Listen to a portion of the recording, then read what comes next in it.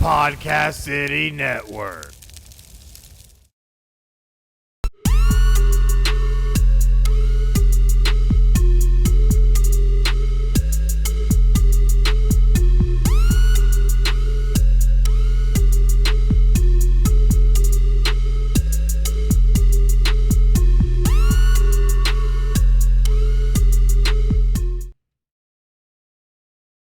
Hey guys, this is Chris, and we are back for another exciting episode of Final Score. And the best part is right now, we're live on Twitch. This one is live. This one is live, and we're live on the Podcast City Network Twitch at twitch.tv/Podcast City Network. And there's so much to talk about today. Yeah, actually, and you can get cool little notifications like, hey, my phone just said, hey, Podcast City Network streaming right now. Hey, how So if you funny follow is that? us on Twitch, you get notifications every time we go live. So if you want to make sure that you catch all the latest and greatest when everybody goes live, just make sure that you go on there, follow, and get those notifications turned on.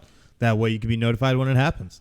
But tell you what, it's a packed episode today. So much that we got to squeeze in. But first things first, you got to make sure that you follow us on all of our social media accounts because we gave you lots of little hints that this was happening. Absolutely. Yeah, through our Instagram, Twitter, and Facebook accounts at PCN Final Score. Make sure you go give them a like, a follow, and again, turn on those notifications so that way you can be notified anytime we post something because, hey, we always got something to say and it's always exciting. Latest and greatest. And we're always going around different events. Of course, we had the game yesterday. It was That's out right. at the Tropicana Field. How was that? It was one of the most boring baseball games I've ever seen. I'm not going to lie. Hello, Montreal. Anyways. Yeah.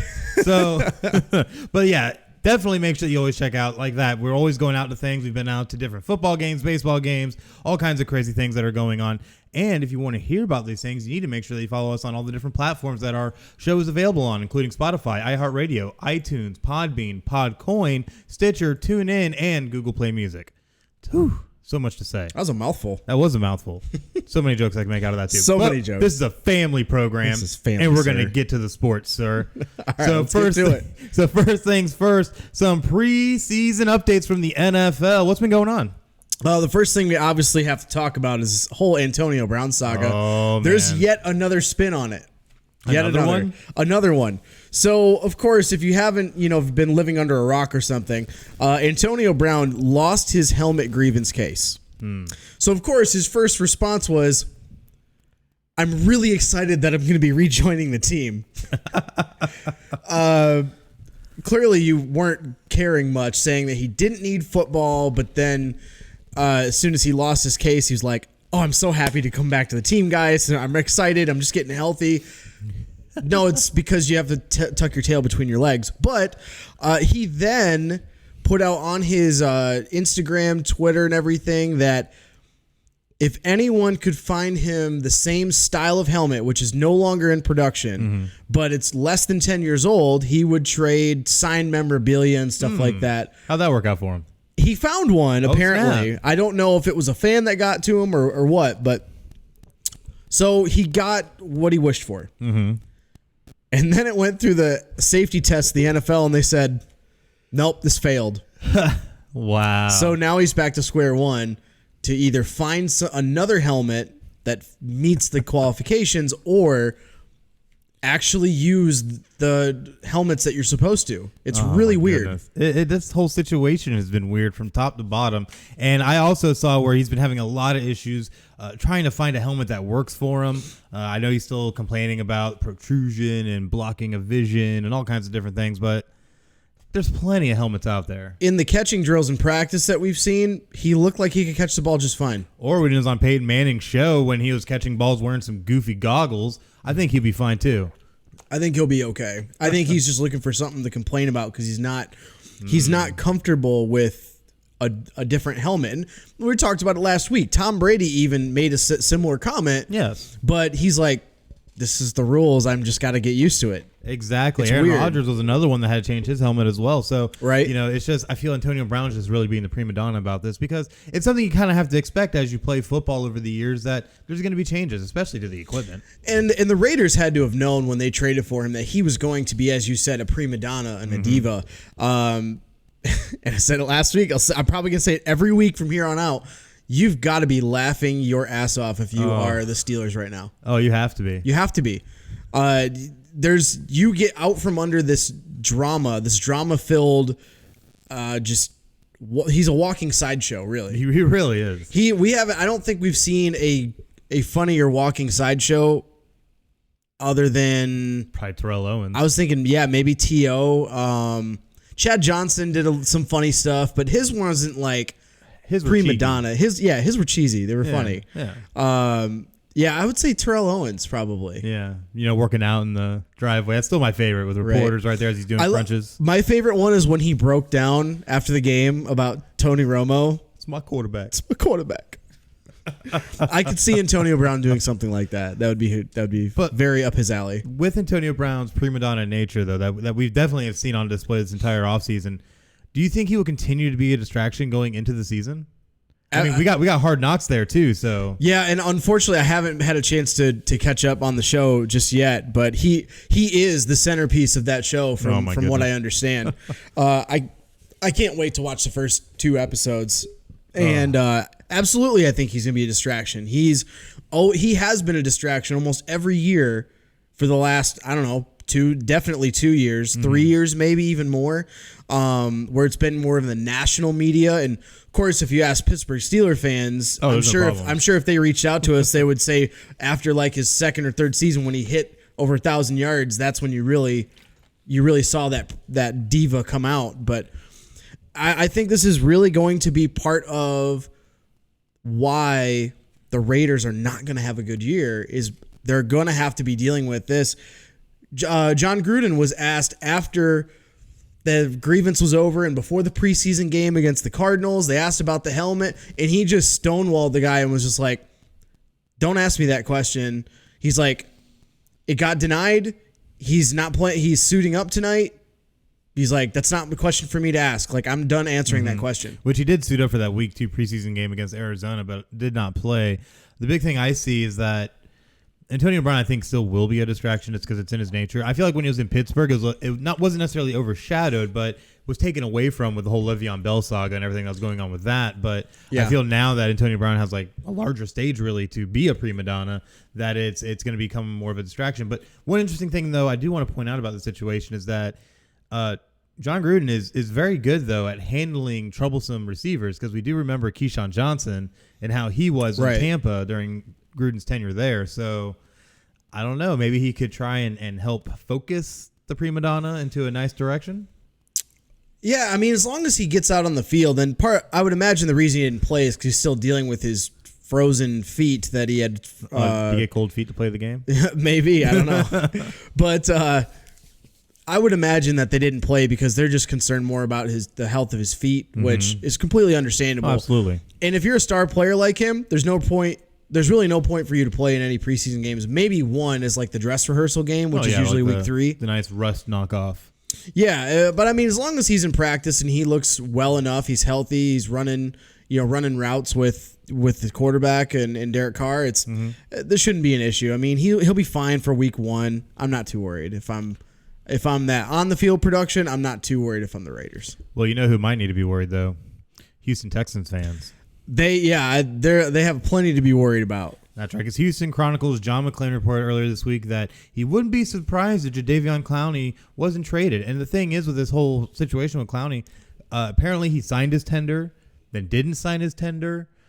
Yeah, we had studied up for this. We were reading into things about it last week because we were talking about updates for all of them. And I can't remember where it was, but a couple of outlets stated that he signed a tender. He ended his holdout, but apparently that was not the case. Right.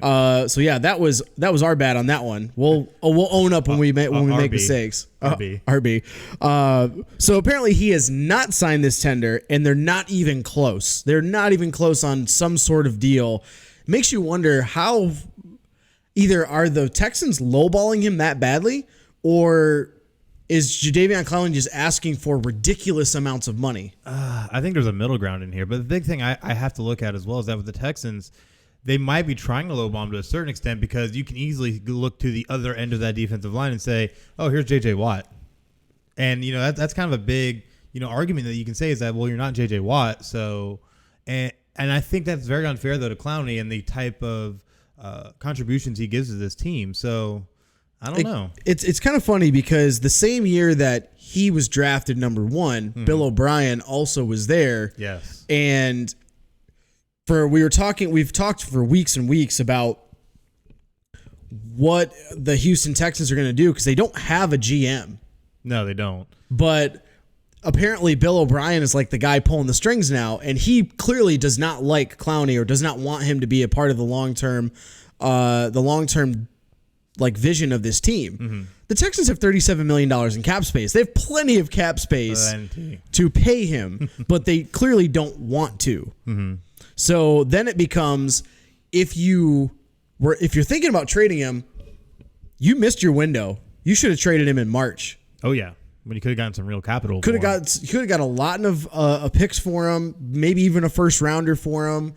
Now you're basically at a huge disadvantage because you don't know how any of the teams are going to play out this year. So you definitely, unless you get a first round pick from anybody, there's no point in trading him for a second or worse.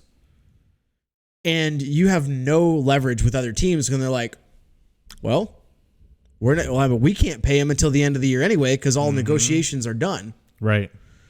And that's definitely a big thing you got to look at this is that the timing of everything is so off. You let your GM, Brian Gain at the time, go through the draft and free agency, and then beginning of June, you fire him. And then you start, messing around with the director of player personnel for the Patriots, trying to get him over. You end up getting in trouble for that, and then you just decide, we're not going to have a GM. What is going on in Houston? Houston, we have a problem. There's a major problem. And I don't see any easy way for this to end. I mean, there's no way that they're going to trade Clowney now because teams that get him, they can't negotiate a new deal with him until the end of the year now. So there's no way that can happen. That and with the whole franchise tagging issue and how much he's actually getting paid based upon his position, all that's going to come into play too with any team that's going to try and take a look at him. Yeah, I don't see any tender being resolved until it's defined what his position is. And I think that's what they're having a grievance with the NFLPA at the moment. So until that's settled, there's no end in sight. If you're Houston, I don't think you see him on the field whatsoever, at least for the first 4 to 6 weeks.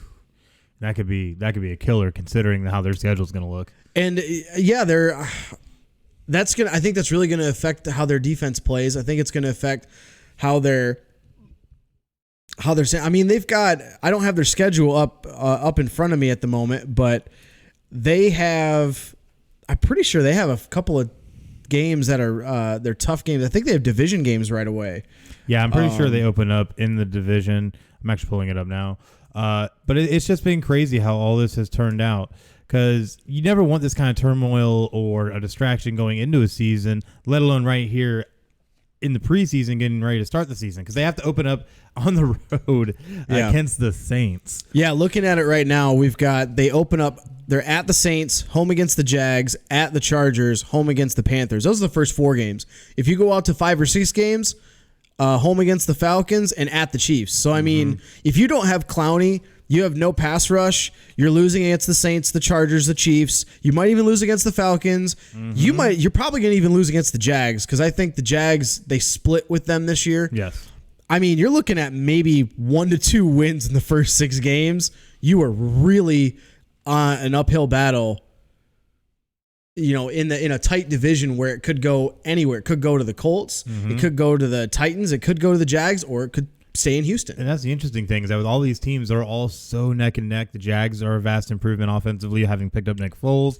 The Colts are getting, hopefully, Luck back and all the different weapons they were able to get him. And it's just crazy to think that they would not have something like this dealt with given the high-powered offenses that are in their division alone, let alone their conference. So it just doesn't make sense that they would allow this to keep going on. But then again, they don't have a GM and they don't know what they're doing. So, well, yeah, I was really surprised that I think part of the reason that they maybe this is just me speculating, but part of the reason maybe why they fired him is the fact that he didn't trade Clowney before that deadline. Could be for those things because teams were flush with cap space. Oh, yeah. And they had plenty of picks in a pretty good defensive draft. Oh, yeah. That would have really helped out Houston. Had they gotten a first round pick from a team that wanted to pay Clowney, maybe they would have gotten a little bit higher. So maybe they could have taken like one of the talented defensive players and then still gotten their tackle that like a lot of people thought they reached for it at their spot, but right. I don't know, who knows. So it'll be really, really interesting to see what is going to happen. They could get a compensatory pick if he leaves in free agency. Does they get a 3rd round pick out of that deal? I was just reading an article, bring up some notes from an NFL.com article that highlights what McClain was talking about in the Houston Chronicle. Mm-hmm. So, it's going to be, if you're Houston, I would be a little worried because you have all that cap space. They're not paying him. He's not going to come back anytime soon. I'd be a little worried. Oh, yeah. I feel like confidence at this point is dwindling a little bit. But one person who seems to be beaming with confidence is one quarterback, Kyler Murray, and is so confident in his abilities that he was quoted saying Wednesday that, quote, "I don't know many, if any, that can do what I can do on a football field," end quote. That is pretty tall order and pretty strong words for a guy who's played 2 preseason games. I like how you said it was a tall order. Tall order. Tall order. I couldn't tell you how many short jokes I read in the comments of this post. NFL Network had posted this quote on their social media account, and it was hilarious. Oh, I bet. But you got it. So you like the confidence from a guy who was drafted number 1 overall, and you know he's going to be your future of your franchise, better or for worse. He does have a lot of skills, but bro, slow your roll. Yeah. At this point, when you said this, you had played 1 week and you went 6 for 7, 44 yards. You looked good. Don't get your head too big, man. Like, you haven't even played against Team 1 defenses yet. Right. And then it's funny, right after that, he played against Oakland and he looked horrible. Yeah, it was really bad. Went 3 for 8, 12 yards, 1 carry for 4 yards, and got sacked twice. And he did not look comfortable at all. No. He looked the opposite of what he looked like in week 1, which in my case, hopefully that kind of, all right, chill out, study your playbook, work out, do the things you got to do, keep your mouth shut.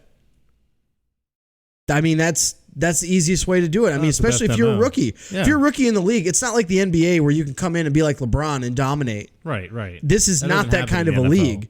You're playing against grown-ass men who want to rip your head off. Literally and figuratively.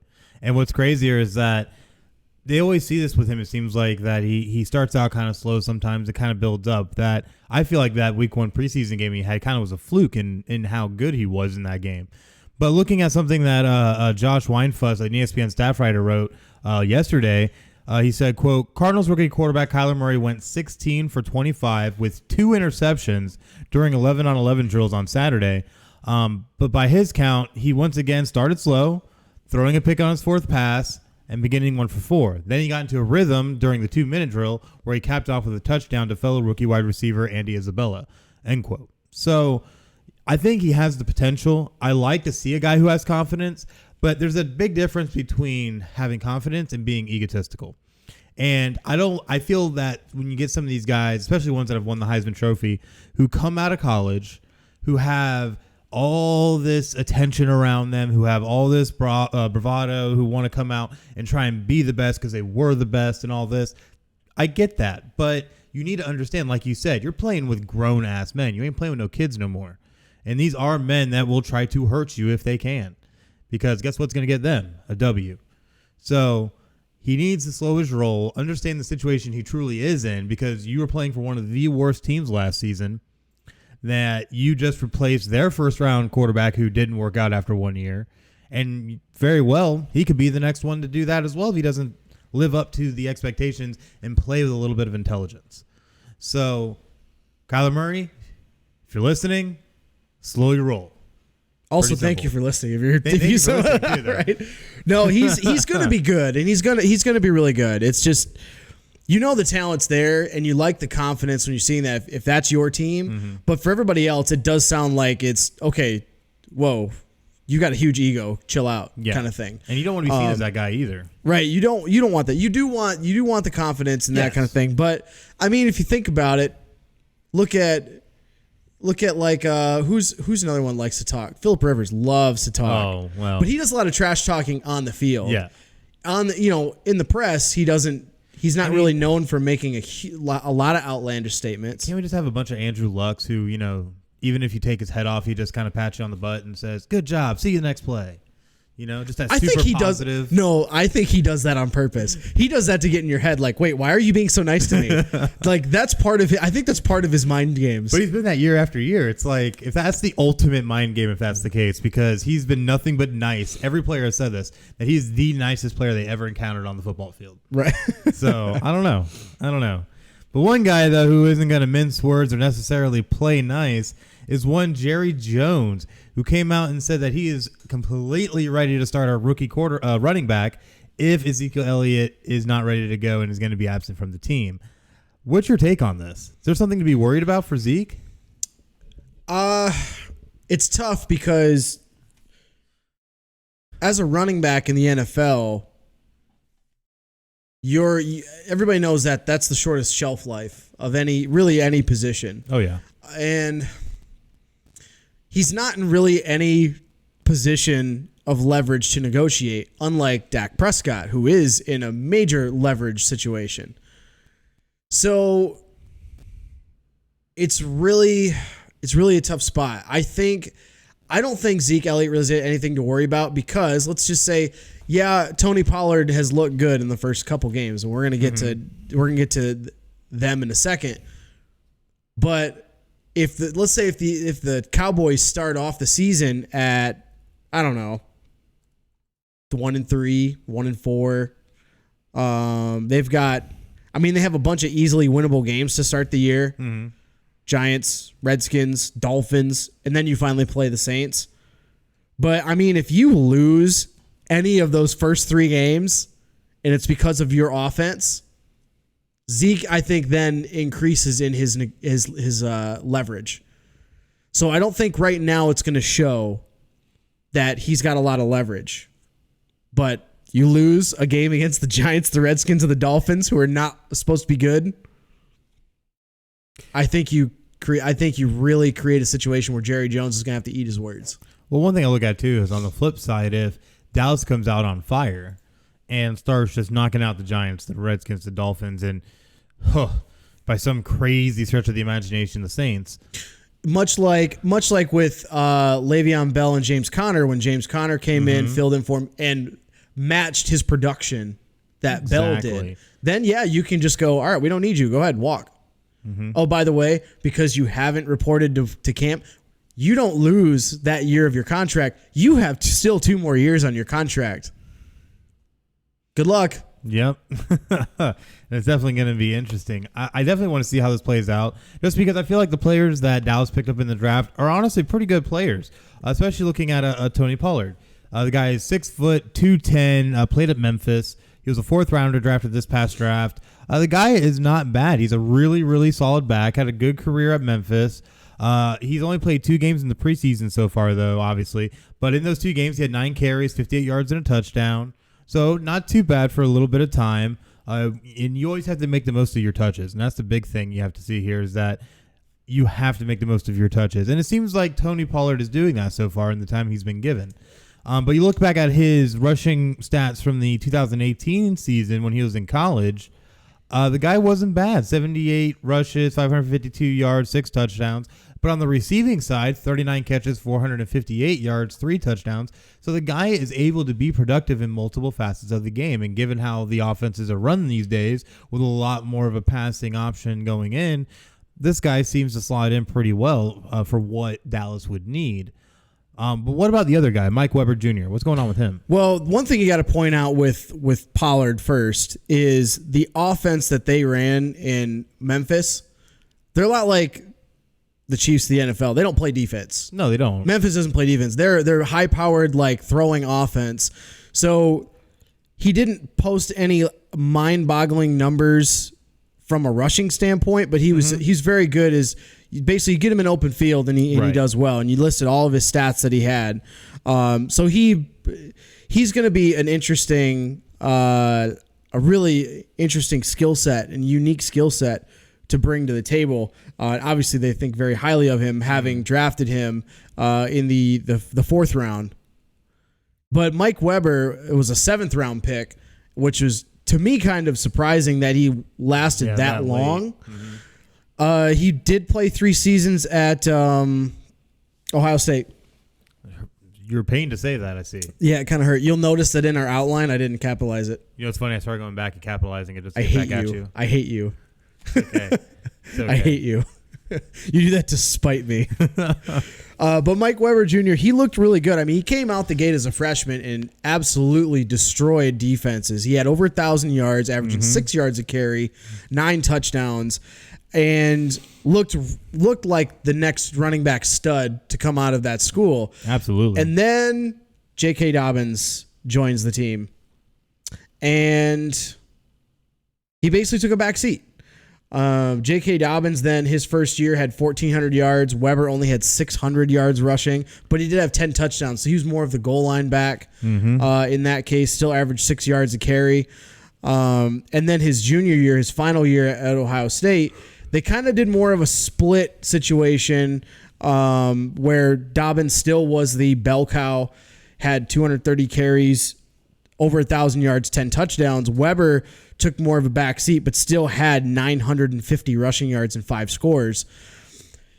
So I think the fact that he got overshadowed by Dobbins really kind of hurt his draft stock, but definitely he could be, if they use this 1-2 punch at running back this year, and Mike Weber, if he can stick to the roster, I think they could have a good enough answer to alleviate the hole that Zeke Elliott leaves.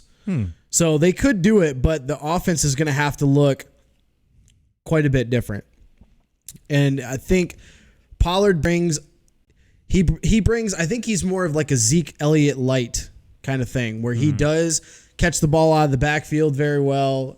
He's in this preseason games, he's been really good finding the running lanes and being able to make guys miss. That's very promising from a Cowboys perspective. And Weber can be more of your short yardage goal line back if need be, even though they are about the same size and build. It just really depends on how you want to utilize each of those two guys. And it definitely makes sense. And they're definitely going to get a workout these next 2 weeks as they try to conclude the preseason and see what kind of options they're going to have, because you have to try and think of life after Zeke Elliott at this point. So we'll definitely see if Jerry Jones backs up his words. But we're also going to take a look at some other NFL news going on around the league, including Jim Irsay coming out about Andrew Luck and his injury, and that his recent absence was related to a bone issue in his left leg. Now, I have to say, with this whole situation, it's been feeling kind of like a Kevin Durant situation where, it starts out as this, now it's this. So here's the smoke screen here, now we're going to say this here. It's just been all over the place, where it started as a calf strain, which propagated the initial Kevin Durant comments, which then became a more serious situation to where Luck was held out of training camp, allowed to heal. Now it's become a bone issue and a quote-unquote high ankle injury. What is going on here? You got to feel for Andrew Luck. I mean, he's been hurt so often over the last, few years, and he had the shoulder issue, and now he's got a leg issue. Even in the last couple of years, he ended up playing 16 games last year, but he had that year in 2015. He only played 7 games. He's been relatively healthy in the stat book. He played 3 years in a row, all 16 games.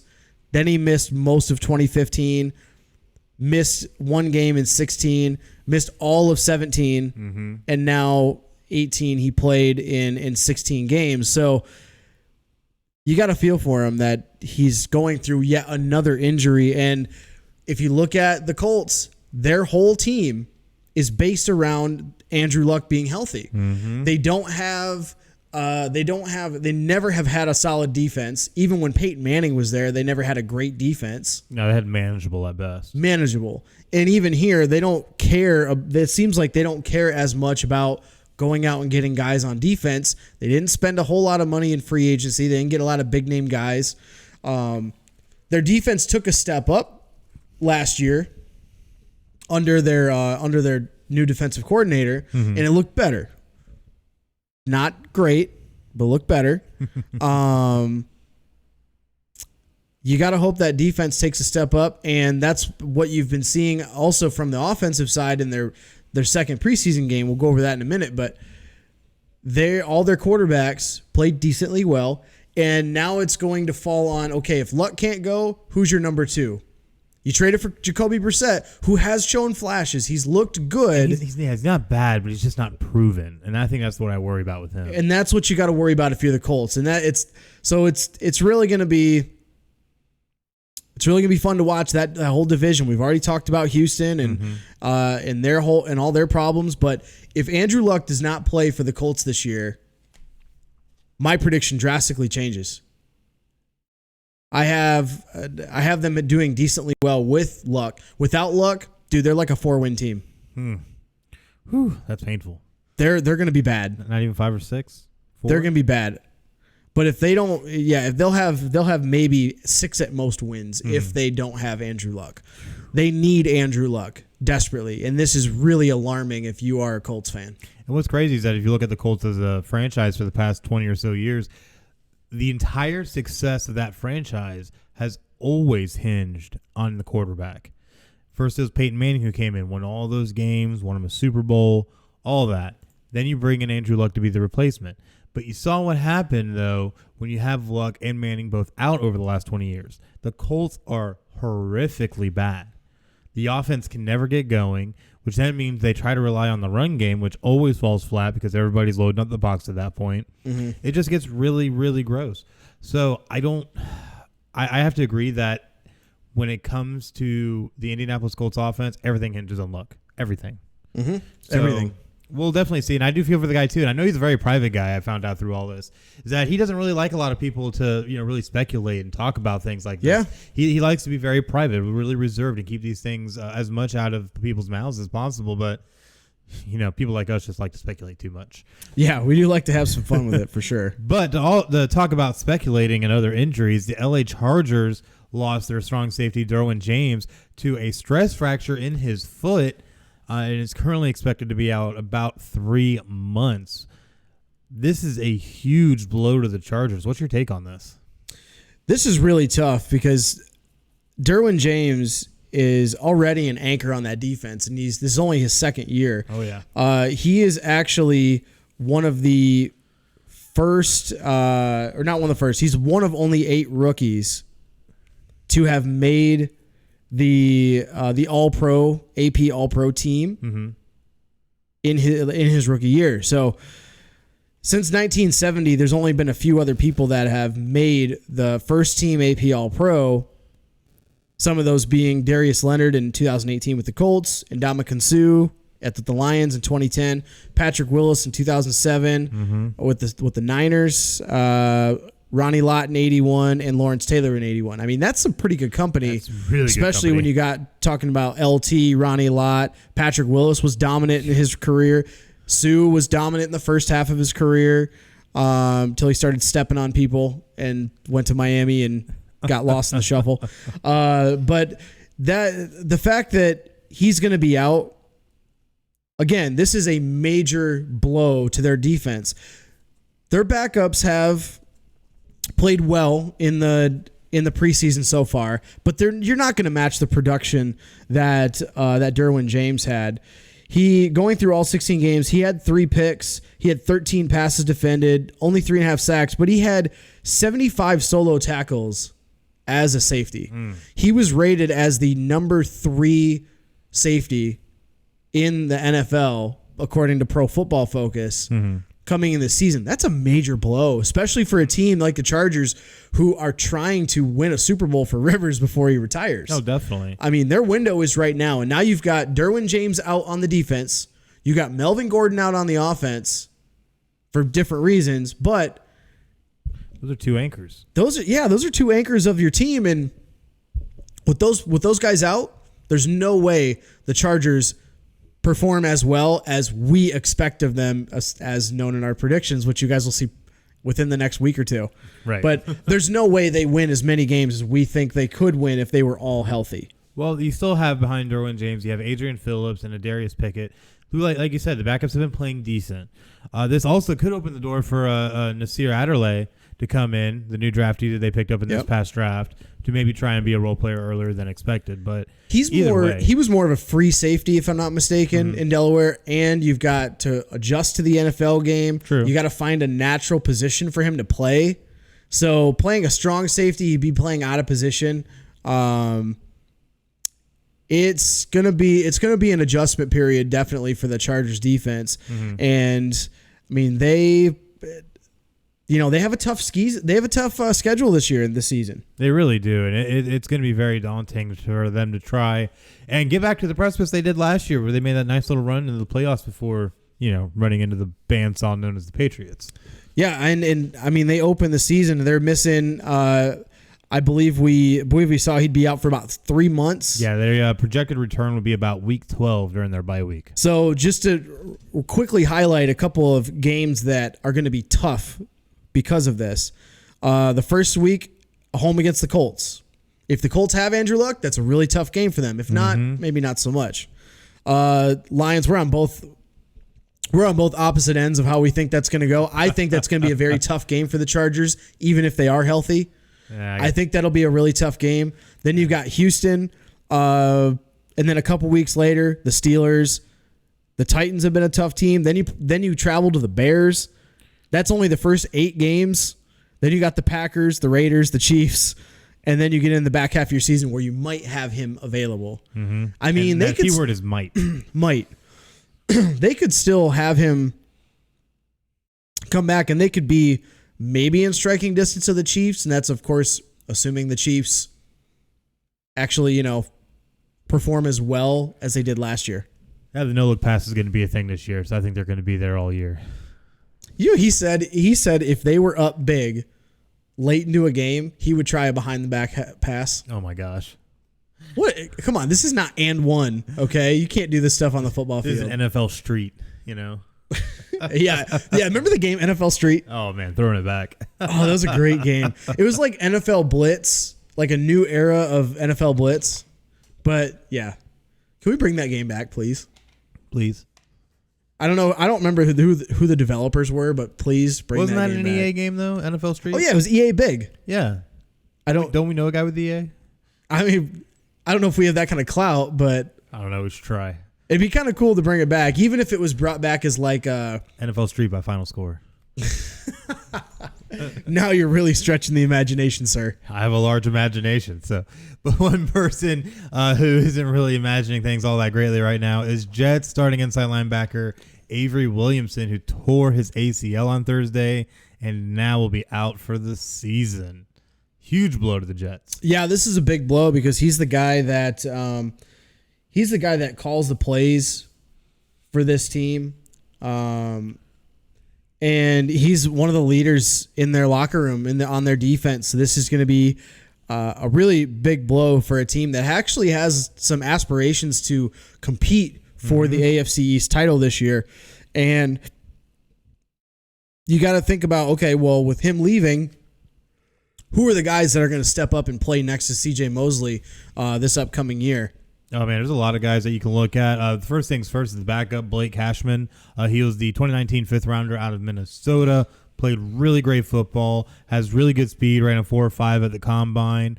He's 6'1", 237, a real bruiser, but the guy can play football, so definitely look for him. He played great when he was at Minnesota, had 104 total tackles, 2.5 sacks, fumble recovery for a touchdown that he forced, including 5 passes defended.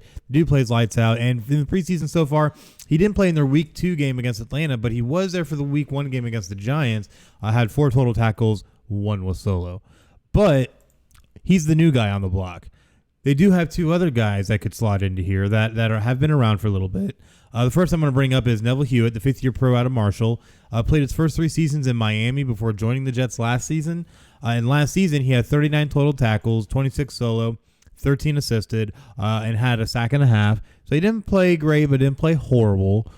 But in the preseason so far, week 2, he had 5 total tackles. Week 1, he had 1. So manageable at best. But the guy that really excites me that really could slot in here if they don't go with the rookie is James Burgess Jr. If you don't know that name, you better learn it. This guy's going to be good. Third-year pro out of Louisville. Did spend his first 2 years with Cleveland. Don't think bad about him. Browns are on the up and up. And he only started 2 games last year, only had 8 total tackles. But so far in the preseason, he had 1 tackle in week 1, but week 2 against Atlanta, he had 3 tackles, 1 pass defended, and had an interception return for touchdown, 28 yards. So I think this guy could end up being the guy to slot in there. He's big, burly, guy can go play, and I think he could be the guy that's flying up next to C.J. Mosley. They really need to find somebody that's going to, fill in that spot, and he might very well be the guy that they're going to look at to fill in that role. But that, again, that's a big blow to a team that they were really promising. As they made a lot of great moves defensively this offseason and offensively. Like the Jets, I really feel did a whole complete turnaround where they reinfused the offense, reinfused the defense, even went out and got them new uniforms, whole 9 to try and reinvigorate this franchise. And then you have a blow like this. It's really sad. Yeah, they're gonna have a bit of an uphill battle, but that's what the next man up mentality is for. That's right. And speaking of next man up, you and your transitions are great. I love it. I always find a way. Good. Always find a way. But talking about the next man up, Patriots wide receiver Josh Gordon was conditionally reinstated to the NFL, seemingly to rejoin the New England Patriots. And I find this very interesting given even what he was able to do in limited time last year, going through all of his issues. In 11 games, he had 720 yards and 3 touchdowns. Now, most would say, oh, that's, a mediocre receiver. But for a guy who only played 11 games and was dealing with all the kinds of issues he was dealing with, I'd say that's not bad, considering. But I always find it funny when Bill Belichick is left to comment on anything. Because you always get that Bill Belichick stonewall, including on this, where Bill Belichick was very coy on the return and said, quote, "For the past 8 months, Josh's situation has been entirely a league matter. When Josh returns to our program, we will evaluate the entire situation and do what we feel is best for Josh and the team." End quote. That doesn't give you a whole lot to go with. For all I know, they're going to trade him as soon as they get him back through the doors. Or, who knows, he goes right to the top of the depth chart as the number 1. Who knows? It's really hard to tell because it's Bill Belichick telling it to you. He's my favorite in the interviews and stuff like that. He's like Greg Popovich. It's great. He really is. Yeah, they had I watched a clip of a sideline reporter for the New England Patriots was interviewing him. I think it was at halftime or whatever, either coming into halftime or coming out of halftime, one of the two. He asked him about the statement that they made regarding Gordon, and asked him if he wanted to expand on it. He goes, "No, everything from the statement. That's why we made it."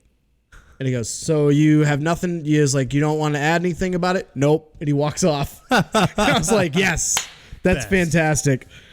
Yeah, you just got Belichicked. You got Belichicked. That is too good. He's always exciting to watch. The sarcasm in my voice.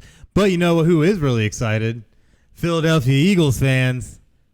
No, that transition didn't work as well? It was, no. Needs work. Well, either way, though, the Philadelphia Eagles somehow talked quarterback Josh McCown into coming out of retirement to join the team for his 17th NFL season. Wow, 17 years. That's crazy. I was a little surprised that they got him to come back out of retirement, but they got him out of retirement because they told him that they would give him a 1-year deal with $2 million, fully guaranteed, could earn up to almost $5.5 million.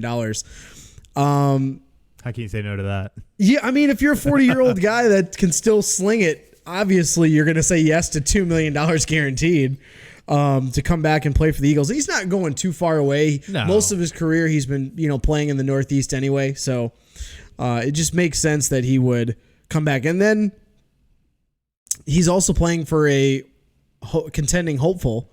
That's right. In there. So that's always a good sign. But here's the other thing that you have to point out. He also knows that at some point through the season, he's going to see the field. It's going to happen. Because your boy Carson Wentz can't stay healthy. Hey now. Okay, every year you take as a new year. But apparently health of the QBs on the Eagles roster is not strong this year. Well, everybody's struggling in the health department. Between Nate Sudfeld and his broken wrist, and still has 5 weeks to go with that, and then Cody Kessler is now in concussion protocol, and it's just not looking good. But I'm trying to look at it this way, and this might be a bad way to look at it. I don't know. But Carson Wentz not getting injured so far, whether he's seen the field or not so far this preseason, is a positive. Because the quarterbacks going down are not him. If I'm Doug Peterson and I see all my quarterbacks going down, I'm keeping both McCown and Wentz off the field until week 1, and I'm grabbing any bloke off the street that can throw a football. I humbly offer my services, and I'll take less than league minimum. Yeah, anybody that can throw a football, come play at least just a couple preseason games for the Eagles, because you're gonna get hurt. I mean, that's really what. If I'm Doug Peterson, I'm not letting Wentz or McCown see the field at all until week 1. Yeah, until the games actually count, because I am not about to lose either of those quarterbacks. If you put Carson Wentz out there with how these guys have been getting hurt left and right, no, your season's going to be over if you lose him. My thing is how is this happening? Is the offensive line letting guys go that much to where the quarterbacks are getting hit like that? Like, I don't get it, because at the end of the day, the biggest thing you always need to do, especially in today's league, is make sure your quarterback stays upright. And that definitely has not been happening. So, but again, like I said, I offer my services. I'll gladly break an arm if I have to. Just give me half of the league minimum, and I'd be more than happy with that. What is the league minimum? Like $800K? Yeah, about 800 and 900K. Yeah, I'll take. Yeah, let me do it. I'll look like. I'll be the starter. You be the backup. No, who's the guys with more height though? Who's the character from? Who's the character from Napoleon Dynamite? Uncle Rico. Uncle Rico. Call that guy. Yeah, call Uncle Rico. Actually, you know what? If you want, I will dress up and I will throw like Uncle Rico for you. That'd be great. Just call me up. I can give you my best Nate Peterman. That's about the best I can do. Bill's Nate Peterman, not Oakland Nate Peterman. Okay, Oakland Nate Peterman's look good. You know he went 8 for 8 in the week 2? I know, it's insane. He actually looks like a quarterback. Weird. Is it just John Gruden? Or is it just the Bills? The John Gruden effect? I don't know. I think it's both. I think it's a little bit of both. I think it's a little bit of both. But looking at this, though, this is going to be McCown's 11th NFL team. 11th. He is the definition of an NFL journeyman. Yes, he absolutely is. But already said that at the end of the season, he's going back to the broadcast booth. So definitely there just as an insurance policy to try and be maybe the next Nick Foles and get paid while doing it. I don't blame him. Good stuff. But other things that are good stuff. Preseason week 2. And we had a whole myriad of games. It was really exciting to see football. Guys actually finally made their debuts, like Derek Carr. And it was really exciting to look at. And the Philadelphia Eagles, we're going to go right off the top of the list. The Philadelphia Eagles beat the Jacksonville Jaguars 24-10. Yeah, just kind of, part of the things that we're looking at doing this year is going to every week kind of do a little bit of rapid fire, and we'll do the major headline coming out of that game from each team. Obviously, we don't have the time to go through all of these games. No, we don't. That would be our whole show right there. No, it would be. Just NFL show, maybe? I don't know. Maybe. I don't know, maybe we'll see what happens. Pin drop. But we're going to basically kind of go back and forth and give you the score, major headlines for each team, and then move on to the next one. So we already know what happened with the Eagles and the Jaguars. Eagles were at Jags. We're Eagles losing win. Quarterbacks like they're flies on the wall. But Greg Ward looked good. Wide receiver Greg Ward. Yes, real good. Yeah, he's trying to stick to the team as a wide receiver, and he was formerly the quarterback at the Houston Cougars. On the other side, the Jags, man, you're just trying to find QB number 2. You know Nick Foles is going to be your quarterback. They have a couple guys that were looking okay, but they're looking for QB number 2 out of this game. Yeah, no clear cut yet. No clear cut yet. The next game, New York Jets 22, the Falcons 10. What are the main headlines here? Well, looking at the Jets, Darnold is looking more and more comfortable in this offense, which is something you definitely want out of your second-year pivot. But also on the defensive side, Quentin Williams looked extremely dominant, which you really want out of a first-round draft pick. So on the Falcons side, what do you got? On the Falcons side, their main thing that they're looking at here is they're just trying to find a backup for Devontae Freeman, RB2. Ito Smith looked pretty good, but that's the big thing here. They're looking just to get more depth and looking to solidify that running backup spot. All right, so the next game we have the Bengals 23, Redskins 13. The Bengals coming out with rookie head coach Zach Taylor gets his first win, always really huge for a head coach. And, of course, the rookie quarterback Ryan Finley looked really good and seemingly is cementing himself as the QB2 behind Andy Dalton. What do you got for the Redskins? Ryan Finley looked really good in that game, too. For the Redskins side, Dwayne Haskins, first-round draft pick, gets his first touchdown.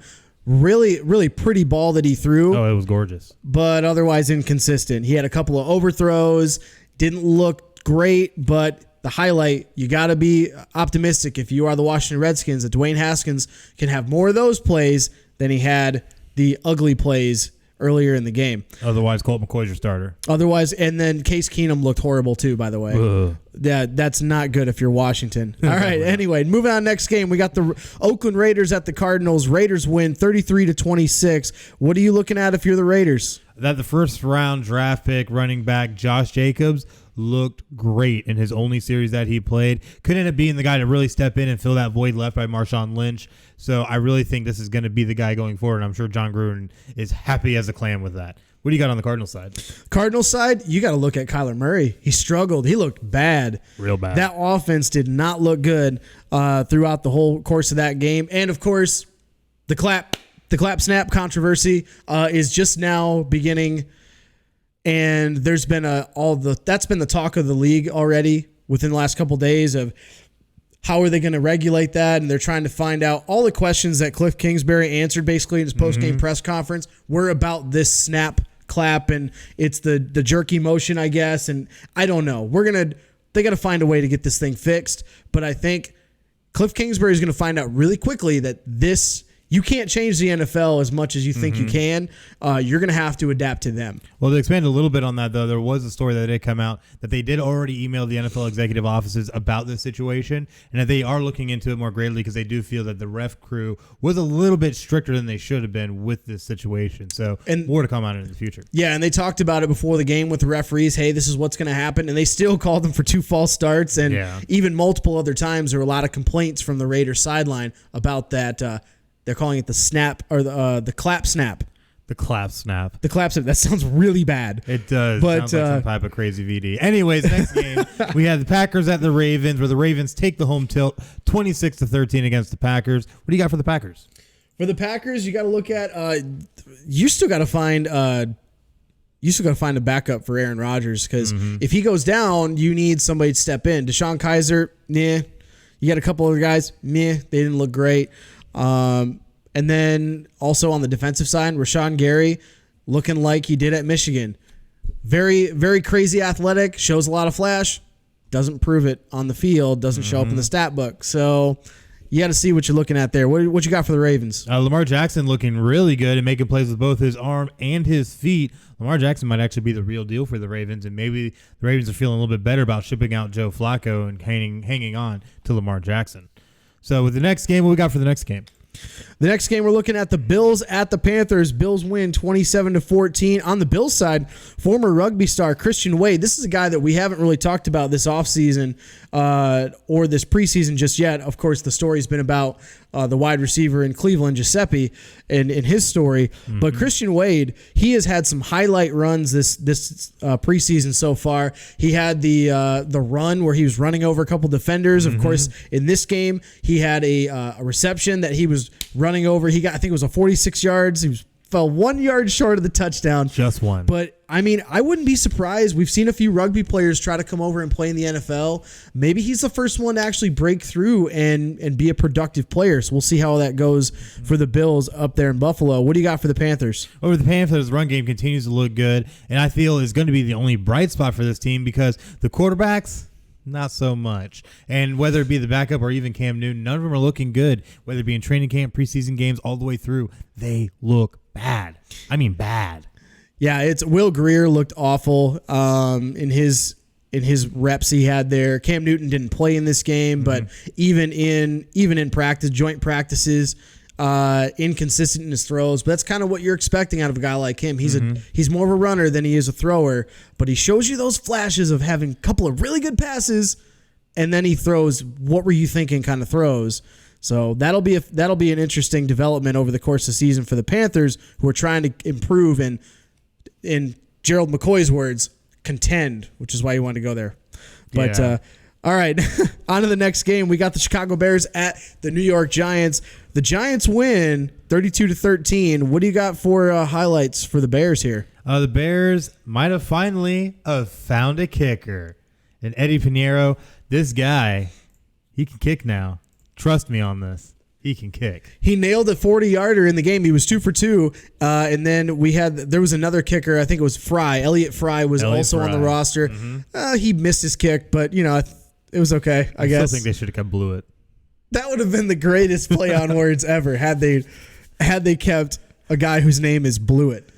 But what do you have on the Giants side? On the Giants, I've said it once. I'm going to say it again. Daniel Jones looked good yet again. But doesn't he look like Eli Manning? He's playing better than Eli Manning right now. Oh, so we're talking in play, not actual looks. We're talking play. Daniel Jones looked good. If you were the Giants, hey, don't get ahead of yourselves. He's still a rookie. He hasn't played week 1 action against the first team defense. But you gotta be optimistic if you are a Giants fan that, okay, after this year, or maybe we're building on something good here. You never know. Oh man, but looking at the next game, you have the Dolphins at the Buccaneers. The Bucks take this one 16-14. Let me get my words straight now. But that's what happens when you try to talk 100 miles an hour. Well, I'm just so used to it, so it's just kind of how things happen sometimes. But anyways, on the Dolphins side, Josh Rosen looked good, but not great. So definitely still trying to develop and see what he can do maybe as a QB2, as it's looking like it might be Ryan Fitzpatrick's show to start the season. Yeah. We'll definitely see how we go from here the rest of the preseason. Rosen did get the start this game as well. So they've been trying to toy with that, and they've also got a third QB that's trying to stick on the roster. But the big thing they already announced, though, is that Ryan Fitzpatrick will start the third preseason game. So we'll definitely see if that's a sign of things to come or if it's just them really testing out guys in that starting spot. We'll see what happens. So what do you have for the Bucs? The Buccaneers, are their kicking problems solved? Maybe. Rookie Matt Gay nails a game-winning, I believe it was a 40-yard field goal. And it was in terrible conditions. The field was soggy and wet, and he nailed it. All weekend. Yeah, he nailed it. So he looked really good. And the defense got 5 sacks in this game, which is promising because last year they only got 7 sacks total in the preseason. They got 5 in one game, so they were looking good if you're Bucs fans here from here. I mean, it was against the Dolphins, but... I mean, yeah, but, you got to take the good with the bad. That's right. All right, Cleveland Browns at the Indianapolis Colts. Browns take this game 21-18. What are you looking at if you're the Browns? Oh, if you're looking at it for the Browns, you're looking at the former AAF Apollos quarterback, Garrett Gilbert, who shined with 2 touchdown passes and looked amazing in this game and showed why he was... good quarterback for the old ball coach down here in Orlando. But you also got to look at Dearness Johnson, who, funny enough, also played for the Apollos as a running back. He also shined in his preseason game here against the Colts. Definitely great to see these guys be able to make it on the NFL stage and not just make it, but play well. All right, on the Colts side, all the backup QBs look pretty good. They all threw for over 100 yards. Their completion percentages were respectable. Again, I know we're looking at preseason, but you got to find a backup QB. If Andrew Luck cannot go on week 1, you got to figure out who the new QB1 will be and who could back him up if need be. Yeah, that's always going to be a big thing. Looking at our next game, we had the Patriots traveling to Tennessee to take on the Titans. New England takes this one 22-17. On the Patriots side, Chase Winovich looked dominant. Shocker. Hurts me to say that, but still, he looked dominant. But this is the kind of guy the Patriots love. So Absolutely. I'm not too surprised he's been able to flourish thus far in this system. What do you have on the Titans side? On the Titans side, you gotta be hopeful. Delaney Walker looked healthy. He looked good. And Mariota actually looked strong. Like, he actually had a strong showing this game. I think it was against second stringers, but it's I would say it's the preseason. We'll give them time. It's okay, but you gotta look for the good things out of this if you're the Titans fans. So the silver lining, then. Yeah, the silver lining. I mean, you had 9 wins last year, and your offense, you're going to be missing Taylor Lewan for a couple weeks. Your offense is going to look rough. You got to look for the silver lining here, and that's what we've got from that game.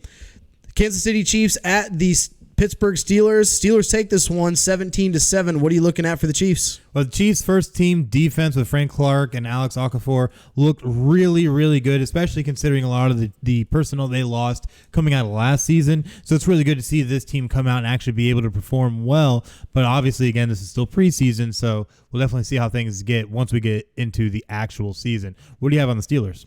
Steelers side, you gotta be optimistic about wide receiver James Washington and running back James Conner. They both had great outings in this game for hopefully a much improved offense now that all the drama is gone. Some of it's in New York, some of it's in Oakland, but you put them on opposite sides of the country. Get that out of our locker room, and you got to be happy if you're the Steelers. They're looking good. Mason Rudolph, he actually did pretty well. He went 10-17, so he didn't look terrible, but he didn't look great either. I mean, he did okay. Did all right. Did all right. But looking at our next game, the Lions traveled down to Houston to take on the Texans, which the Texans took that home tilt 30-23. And with the Lions, they're actually showing some signs of depth. Who would have thought? Who would have thought? They're looking at a lot of their reps in these preseason games have been performance based throughout the game. Mm-hmm. At the running back position, Ty Johnson got a lot of the snaps. They're not playing C.J. Anderson. You're not really playing Kerryon Johnson too much. You want to try to get more repetitions from guys there, get some depth. Wide receiver core also playing based on performance in that game.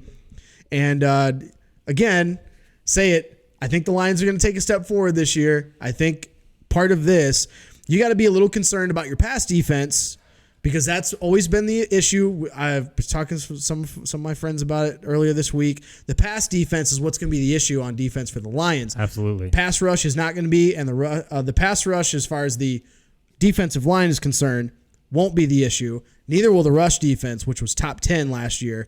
So you're looking for depth, because the pass defense is going to hurt. What do you got? What do we got for the Texans? Oh, looking at the Texans in that defense, they might have found an answer if they end up having to move forward without Jadeveon Clowney. It won Whitney Marcellus, and the dude looked good.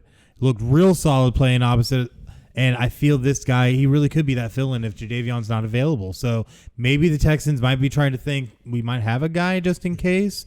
But hopefully they still try and figure something out with Clowney. He is the next highest paid guy on the defensive line on that roster, outside of course, J.J. Watt and Clowney. But he did have a strip sack in this game. He looked really good doing it. Mm-hmm. So, if you're the Texans, that's probably why you're not in a rush to take care of Clowney, because you have a guy like Whitney Merciless right behind him that looks pretty good and looks serviceable. Merciless? Oh, yeah, he looked – I like what you did there. That was good. All right, the last game we got Cowboys at the Rams. It was played in Hawaii, actually. That's right. That capped off the night. Rams took this game 10-7. If you're the Cowboys, what are you looking at? You're looking at the fact that when you went in there to Aloha Stadium, that Dak Prescott went out there and looked perfect. The guy played out of his mind for what little action he did see and showed why he is a franchise quarterback for this team. I don't agree with it, but – hey, it's preseason. Anybody can look good, right? And that's a whole nother topic, which actually I'm gonna be on the opposite. I think Dak should be worth it. Oh, that's a conversation for another day, sir. It's gonna be great, though. But one thing that they did see that is really going to help them going forward is Tony Pollard, who we were talking about earlier, went out and really impressed in his game against the Rams, especially as that Rams defense, because they always have great depth and are really good from top to bottom. So for him to go out there and really show what he can do, especially being all the way out in Hawaii, multiple time zones out of your comfort zone. So it's really great to see him go in there and really shine, especially if the Cowboys end up without Ezekiel Elliott. But what can you tell us about the Rams side? A lot of the rookies got more playing time. A lot of the young guys did see a lot of action this game. Safety Taylor Rapp, he looked really good in his limited action, and he's been really impressing that coaching staff. That's scary if the fact that you've got a guy like him on an already stacked defense last year still looks pretty good this year. Be really intriguing to see how that depth continues to play going into the next season. Definitely. I have to absolutely agree. And it definitely could work out real nicely for them if they're able to get guys to play at a high level like that coming right into this league. But, that's the end of preseason week 2. Well, we got 3 more games that happen today on Sunday. We've got a 4 o'clock game, Saints-Chargers, 8 o'clock game, Seahawks-Vikings, and then tomorrow on Monday, an 8 o'clock game, the Niners and the Broncos. Of course, we're not covering those because they haven't played yet. But because we're actually live on Twitch. Live on Twitch. But we got to round out this NFL with our 2019 season predictions and give some explanations to the fans out there who seen our predictions, because I don't know about you, but I'm getting a lot of flack for some of my predictions here. Yeah, a lot of people have been on the internet have been calling you crazy, man. And you know what? I can't say that I blame them. You know what? It's crazy until it happens, because no one thought that the Patriots were going to go undefeated one year all the way to the Super Bowl, nor did they think when that actually happened that they were going to get it knocked off. Guess what happened? Both happened. You called it? Or Detroit Lions go 0-16. Well, I'm just saying, there's people out there that I'm sure called it. But maybe. I'm just saying, there's things that happen that are always end up being quite unbelievable and nobody really can predict for. So I'm trying to be that guy. Like with the Lions, I think I predicted going 3-13. Just chill out, sir. Chill out, sir. Just chill as a cucumber. And your Eagles are not going 15-1. Sorry. They very well could. No, they're not. Crazier things have happened. What happens when all your QBs go down like they have been? Well, anyway, we'll get to that. We'll get to that probably next week, or the final week right before the regular season. That's right. We'll wrap up and give our playoff predictions. But your first team, you've got the Cincinnati Bengals. Last year they went 6-10. What do you have them going this year? This year I have them going 4-12. They're going to do 2 games worse. And it's really going to center around the fact that they don't have consistent quarterback play from Andy Dalton. Yes, you have a great receiver in A.J. Green, but now he's injured. And who knows for roughly how long. It could end up being the whole season. So taking that into mind, your number one weapon is now gone. You really don't have much of a running game outside of Joe Mixon. And you have, Tyler Eifert at tight end. And that's who's about it. Never healthy. Never healthy. I don't think he's played more than 8 or 10 games the past 3 seasons. And that's terrible, because I remember when he came out, he's so talented. He really was. He is so talented, but he just can't stay healthy. No, he can't. That's always been his biggest problem. Even when he played at Notre Dame, it was always injury concerns, injury issues. So yeah, and you got Andy Dalton, who I don't know how you got away with having him as your quarterback for the last number of years. But I felt he was such a good feel-good story, being the kind of quarterback he was, playing at a small school like TCU, and then he gets drafted out after TCU finds success, and he finds his success with Gary Patterson, and the next thing you know, you're drafted by the Bengals, and you're off to superstardom, but you're just a little midget, redheaded dude. We don't use that word, sir. Sorry, little people. I was going to say redhead. Anyway, no, it's I think they're really. I agree with you. I don't think they're going to do well either, and I think you're really playing for the future, because we were talking about Ryan Finley looked good in their game. That you're really playing, I think, for the future this season for the Bengals. Yeah, because I'm calling it. I think they're going to move on from Andy Dalton in the next couple of years, as they should have already done it. I think. I agree.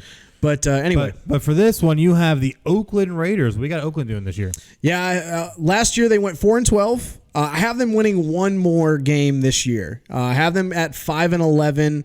Not a great season again under John Gruden. But the reason being, their schedule. They got a tough schedule. I have them opening week 1, win at home against the Broncos, and then they lose to the Chiefs, the Vikings, the Colts, the Bears, the Packers, and the Texans. I mean, you lose 6 straight games, because those are all tough teams. 4 of those games are on the road. And then I have them winning week 9 against the Lions, simply for the sole fact the Lions have to go all the way out west.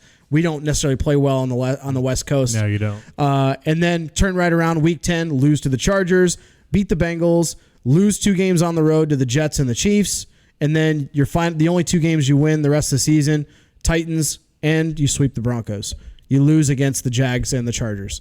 I think it's very respectable that you got a tough season if you're the Raiders, and really you're just trying to wait for next year for Vegas anyway. Mm-hmm.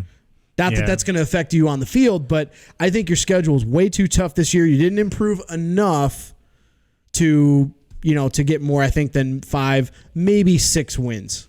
I have to agree. With our number 23 power rankings, though, I have the Tennessee Titans, who were 9-7 last year, might be looking decent this preseason. This season, they're going 4-12. And looking at who I got them beating, they're going to beat the Bills week 5. You got the Bucks and Panthers weeks 8 and 9 that they'll probably win, and then the Jags at home week 12. But that is it. I don't think they honestly have enough around Mariota. Yes, they went out and got Humphreys, and Derrick Henry's been running decent, but really at any point all that could easily fall apart, which has shown to happen in the past few seasons. And I know Delaney Walker looked healthy, but until he can play out a whole season, I have no faith in him, given that he's now entering his 14th, 15th year, spent most of last season on the bench, injured, and I think this is really going to come down to Marcus Mariota and him being able to find ways to win, because he's going to literally have to dig deep and find ways to win these games to be able to have any kind of success this season. Mm-hmm. But looking at your 23, who do you got? I've got the Buffalo Bills, so I don't have them nearly as bad as you had them predicted this year. They had 6-10 last year. I have them at 5-11 this year. Again, also based on their schedule. Their 5 wins, most of them they get in the first half of the year, actually. They look pretty good the first half of the year. Through the first 9 weeks, I have them at 4-4. And then the second half of the season, they fall apart. I have them winning week 2 at the Giants, week 3 against the Bengals at home, and then week 7 and 9, both home games against Miami and Washington. I think they sweep the Dolphins this year, so they win those 2 games. Last half of the season, weeks 12 through 17, I have them losing 6 straight games. Broncos, Cowboys, Ravens, Steelers, Patriots, Jets. Those last 5 games of that season are going to be really tough if you're the Buffalo Bills. And I don't think they had a good offseason, but I don't think they're improving enough just yet to make that next step forward in the AFC East. The Jets made a lot of moves to kind of get themselves better, but I still think they're the 3rd best team in the AFC East right now. Definitely makes sense. Looking at our 22, I have the Pittsburgh Steelers, who went 9-6-1 last year. I have them going 5-11 this year. I feel like with the loss of AB and Le'Veon Bell, and also a few across the defensive side, it's just going to be too much for them to handle, especially with Big Ben aging the way he is. I have them only winning weeks 4 and 5. Week 8, week 13, week 15. It's not going to be all that great because those wins are going to be against Bengals, Ravens, Dolphins, Browns, and the Bills, and that's going to be it. That's all they're going to be able to do, because they have a really tough schedule when you look at it. They have to open on the road at the Patriots. They have to be able to take on the Seahawks at home. They have to be able to go on and take on the 49ers, and they have to play the Chargers and the Rams. There's just too much for them to handle, I feel, with everything they've had going on. Sure, they've gotten the distractions out of the way, but I feel they're a weaker team because of it as well. So We'll definitely see how that works out. But who do you got at 22? I've got the San Francisco 49ers coming in at number 22. Last year, they had a 4-12 season. This year, I have them at 7-9. So I have them taking a big step forward compared to last season. The first half of the season, they're going to look pretty good. I have them through the first 9 weeks of going 5-3. And actually, before they lose quite a few games the back half, I have them at 7-3 to start the year through the first 10 games. 7-3 to start the year. The only losses they would have, I have them winning the first 2 games on the road, Tampa, Cincinnati, then lose against the Steelers, beat the Browns at home in week 5, which is a bit of an upset. That is a bit of an upset. A bit of an upset there. But, in the season, we're going to have some of those games that are going to be like, wow, this team actually beat that team. Mm-hmm. I think that's one of those games this year. They lose at the Rams. They win at the Redskins, which is tough to go from West Coast all the way to East. Lose at home against the Panthers, another kind of head-scratching game. Win 3 straight games against the Cardinals twice, and then the Seahawks. And then the last half of the season, they play the Packers, Ravens, Saints, all losses. They'll beat the Falcons at home and then lose the last 2 games against the Rams and Seahawks to finish at 7-9. 7-3 to start the year through the first 10 games, and then dunzo. and it all falls apart. So at 21, I have the Washington Redskins. Went 7-9 last year. Going to go 5-11 this year. With the Redskins, they have not done enough, I feel, to do anything that's going to warrant them being good, especially at the quarterback position. You went and got Dwayne Haskins in the draft. He kind of fell to you, but you have Colt McCoy and Case Keenum. And I'm sorry, all three quarterbacks have not looked all that great through the preseason so far.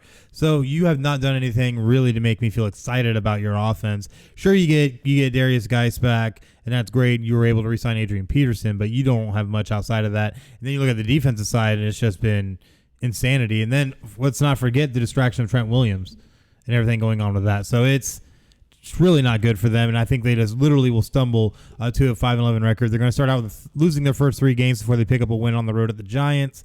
Then they'll win week 6 and 7 against the Dolphins, and I have them beating the 49ers at home, and then week 11 against the Jets, week 16 against the Giants again, and that'll be their only sweep of the season, but really not a lot to look forward to when it comes to the Redskins this season. Yeah, I think you're pretty close there. I know I did not have them playing well this year either. It's going to be a tough sledding for the Redskins this year, but if Dwayne Haskins comes in and plays, midway through the season and looks good, you have some promise moving into 2020. At 21, I have my first 500 team. Oh, snap. Mark the calendar. I have the Green Bay Packers going 8-8. Last year they went 6-9 with 1 tie. This year I have them going 8-8. I have them finishing in the 4th place. So the 4th place in the NFC Central, NFC North, is going to be 8-8, just to show you how good I think the NFC North could be this year. Packers going 8-8. I have them getting swept by the Bears. I have them splitting with the Packers, or the Packers splitting with the Vikings, rather. And then I have them actually getting swept again this year by the Lions. So I have the Lions sweeping 2 years in a row with the Packers. They do kind of get off to a good start. They lose the first week against Chicago, but then they win 3 straight. Then they lose 2, win 1, lose 2, win 4 in a row, and then lose the last 3 against all division opponents to stumble and miss the playoffs. So I think the last 3 weeks of the season against division opponents, 2 of those being on the road, is what's going to kill them and take them out of the playoff running, in my opinion. Craziness. Looking at my number 20, I have also the San Francisco 49ers, who I don't have them going 7-9. I have them going 6-10 after going 4-12 last year. But similar story. I think they're going to come out, though, win their first 3 against the Bucs, Bengals, and Steelers, and they're going to drop their next 3, and then they'll win 3 of their next 4. So at this point, they'll be 6-4, and then they're going to drop the last 6. And that's just how that's going to go. I think it's going to be a lot of the same kind of issues that they're going to be encountering this season. They're going to be kind of worrying about Jimmy G and the health of his leg. And kind of worrying about if their offense is going to be able to come together with all the different running backs and wide receivers they brought in now. And, of course, the defense, if it can come together. So it's definitely going to be a very test-worthy season for them, but it's one where they are going to fall short. But I think it's going to help them hopefully set up better for 2020. But who do you got at number 20? Number 20, I have the Carolina Panthers. And I have the Carolina Panthers. They were 7-9 last year. I have them getting one more win and going 8-8. This year. They did improve. He brought in Gerald McCoy, but the question's not going to be about the defense. The question's going to be about Cam Newton and the offense. Christian McCaffrey, he's expected to have a kind of a really good year, at least from a fantasy perspective. You improved a little bit on the receiving core, but Cam Newton, his health and his consistency is really, I think, what is going to be the issue. Yes. I have them getting off to a great start through the first 9 weeks. I have them only losing 2 games in the first 9 weeks. They lose against the Rams in week 1 and the Texans in week 4 on the road, but I have them beating the Bucs, the Cardinals, the Jags, the Bucs again, the Niners, and the Titans. The last half of the season, they fall apart. They only go 2-6 to end the last part of the season. They lose against the Packers, Falcons, Saints, and then they win against the Redskins and then lose again to the Falcons, Seahawks, Colts, win a week 17 against the Saints at home. And I know, wait, why would you have them losing week 17 against the Saints? It's at home, and I have a feeling that the Saints are already going to be in the playoffs. That might be a game where they end up winning that game because it's kind of a throwaway game. Right. So I have them going 8-8. Otherwise, they'd be matching their 7-9 record. But I have them going 8-8. I don't think they're going to make the playoffs again this year, and that offense is really going to be predicated around Cam Newton and his consistency. Number 19 in the power rankings. Who do you have at number 19? At number 19, I have the New York Jets doing a little bit better than what you originally threw out there. Or actually about the same, I think, as what you're going to be doing. But 8-8 for them. I think they'll have a decent year starting out. But it's just going to end up being marred, I think, and hopefully not going to be the statement of their year by injuries, because we're already seeing they've already lost their inside linebacker, Avery Williams. Who's going to be the next one to fall? And you know there's going to be somebody. And that's the sad part about these kinds of sports, is that injuries will always pop up at the worst times. Now, as long as they can keep Sam Darnold vertical, keep Le'Veon Bell running that ball, I think they'll be okay. But there's going to be a lot of question marks. I think they'll come out and they'll beat the Bills at home to start the season. Then they're going to lose their next three because they are all incredibly tough matchups with the Cleveland Browns, the New England Patriots, and the Philadelphia Eagles. Then they'll beat the Cowboys and then lose another three to the Pats, Jags, and Dolphins. Mainly losing to the Dolphins because they'll be on the road. And then they'll beat the Giants, lose to the Redskins, then beat the Raiders, Bengals, and Dolphins, lose to the Ravens, and then beat the Steelers and Bills to round out the season. Still 8-8, missing playoffs, but one step closer to 2020 for them. Major step forward for them based on that. My number 19, my Detroit Lions, I have them going 8-8. They went 6-10 last year. You have them going 3 wins this year. Shame on you. 3 wins. Shame on you. With a washed-up Matt Stafford. You chill out, sir. Those are fighting words. Those are fighting words. We can tape that for another episode or something. Another episode, yeah. So as far as their season goes, you have them losing week 1 to the Cardinals? I don't think so. There's no way. Because Kyler Murray's shock playing, and awe. Yeah, Kyler Murray, I think he's going to do decently well because the Lions' pass defense has not been great the last couple of years. No, but I think the pass rush is good enough. I think they win week 1, then they lose 3 straight, 3 tough games. You got the Chargers, Eagles, and Chiefs. I don't think they're winning any of those games. I think they make some of those games close, as I mentioned before, but then they flip it and they win 3 more. They win against the Packers, Vikings, and Giants. Then they lose 3 games again. So basically you see a trend back and forth. They can't stay consistent all year, and I think that's going to be the Achilles heel for the Lions, is he can't get consistent from week to week. Losing on the road at the Raiders, that could easily be a win, but on the road, cross country, that's tough. Lose against the Bears, the Cowboys. Cowboys could be a win as well, depending on how their season's going. They beat the Redskins. They lose 2 straight to the Bears and Vikings, and then win 3 straight to end the season: Bucks, Broncos, and Packers. So I have them sweeping the Packers, splitting with the Vikings, and getting swept by the Bears in their division. Man. They just miss out on the playoffs. Just miss. By literally 1 game. That's how I have. That's how I have it. But you know what? That's so classic of the Detroit Lions. And I'm not gonna lie with you. That is true. Like that is it is funny because like people say, well, you know, it can't be that tough being a Lions fan. I could rattle off just a number of things that have happened to the Lions that prevent them from either winning in the playoffs or making the playoffs. Come at me, bro. You know what's at the top of that list? We're not even going to go there. We'll say that for another episode. I don't even want to talk about it. Number 18, what do you got? At number 18, I have the Indianapolis Colts, who were 10-6 last year. I think they'll stumble to an 8-8 record this year. I have them coming out of the gate, first 5 games, 1-4. Woo! Yes, they're going to lose to the Chargers, Falcons, Raiders, and Chiefs with 1 win on the road at the Titans. Then they'll be able to rattle 4 straight from there against the Texans, Broncos, Steelers, and Dolphins. Then losing to the Jags and Texans in weeks 11 and 12. Then they'll turn around, get 2 wins against the Titans and Bucks, lose to the Saints, beat the Panthers, and round out the season losing to the Jags, stumbling to an 8-8 record and missing the playoffs. So to clarify, this is a completely healthy Colts team, right? This is a completely healthy Colts team. Oh, yikes. Who has not spent anything on defense, has no defense really to speak of, and is really hoping, well, I shouldn't say fully healthy. This is with our current crop of Colts, because we still have an Andrew Luck dealing with a leg injury right now, but or whatever it may be. But we have made these a couple weeks ago when injuries had not yet surfaced. Mm-hmm. Andrew Luck's leg injury had not yet come up yet. I still don't think he's going to be all that great this season. Okay, all right.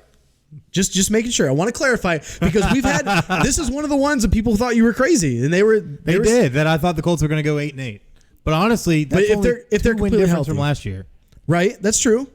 But and let's not forget, how much did Andrew Luck play last year? 16 games. Exactly. They were 10-6. Exactly. And that's what I'm saying is that even with him in there, I still think they go 8-8. And it's not necessarily all because of them. I think it's also because their division has gotten stronger. The Jacksonville Jaguars are going to be a more formidable team now. Makes Houston sense. now is going to have Deshaun Watson with another year under his belt and with that offense, which is already pretty scary unto itself. Okay. So I feel it's just this is going to be more of the growing times where the Colts are going to have to bounce back from this season. But mark my words, in 2020, this could be easily a 12-win team.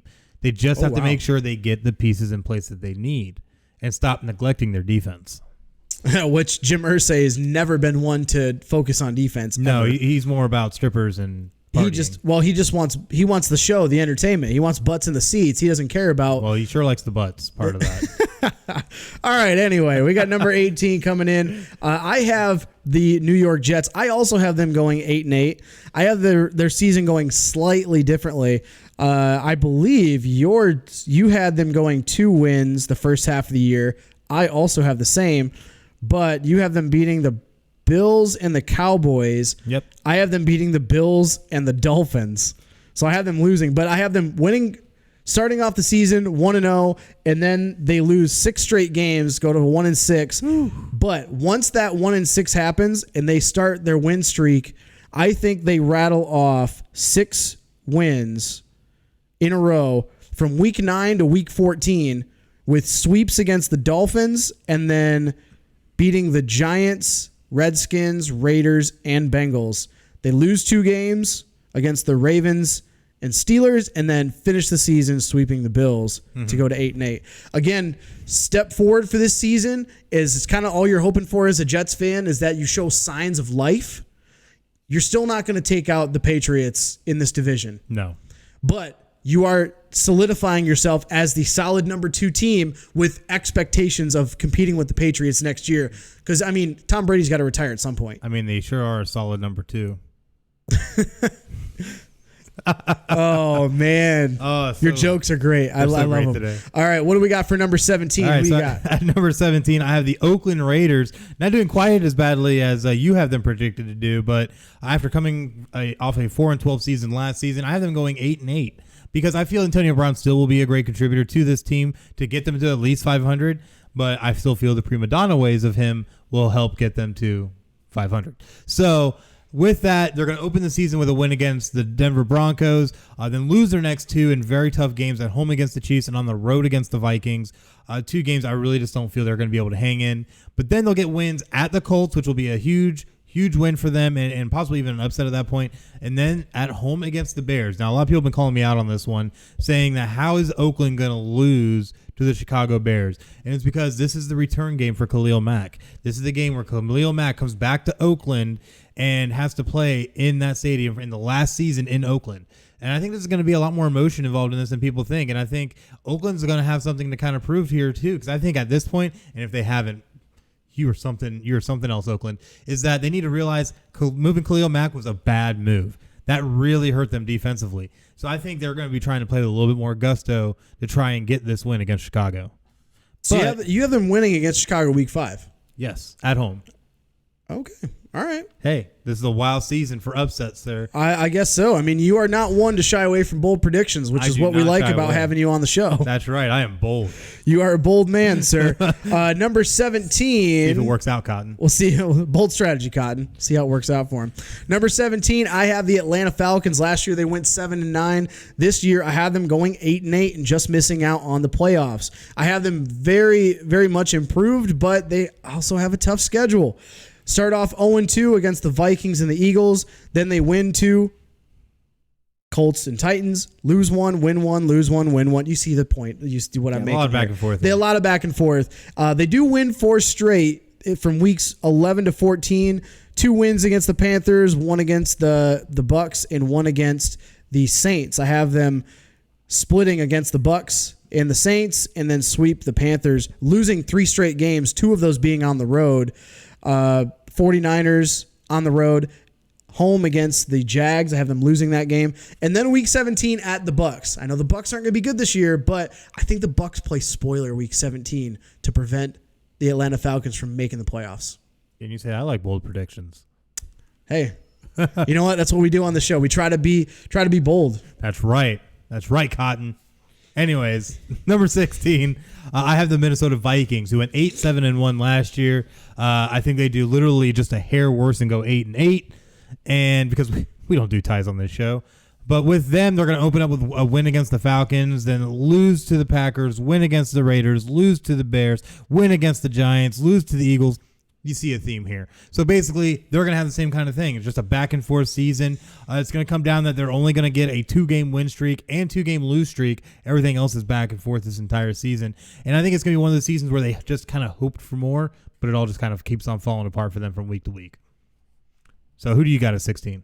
Number 16, I got the Baltimore Ravens. Last year they went 10-6. This year I had them going just a shade worse than that, going 9-7. Initially, I had them competing with the Browns for the division. So I had them at like 10, 11 wins, things like that. And I went back and looked at it again, and thinking about it, they did lose some pieces on defense to free agency. However, they do have guys that are younger that are going to step up that a lot of people around the league are talking about. I think it's because of the offense, and I think it's Lamar Jackson is electric, yes. But now the element of surprise is not there anymore. No. There's no surprise with Lamar Jackson. You know what you're going to get, and you know you've got to make him beat you by throwing the football. And I think that is part of what is going to hurt the Ravens this year is you got to find more weapons around him, and you got to get him to be more consistent. That'll come with experience and with practice. To start the year, they do not start well. I have them going 3-5 to start the year through the first 9 weeks. 3-5, and then the back half of the year they do really well. I have them going 6-2 from weeks 10 to week 17 to make a push for the playoffs, but ultimately I feel like they miss the playoffs. But they got in the middle of their schedule, they got a couple of tough games. First 2 games should be easy wins. Dolphins, Cardinals, then 3 straight losses. Chiefs, Browns, Steelers. Beat the Bengals, lose 2 straight against the Seahawks, Patriots, and then you start your win streak. You win 2, lose 1, win 3, lose 1, win in week 17 to try to make a push for the playoffs.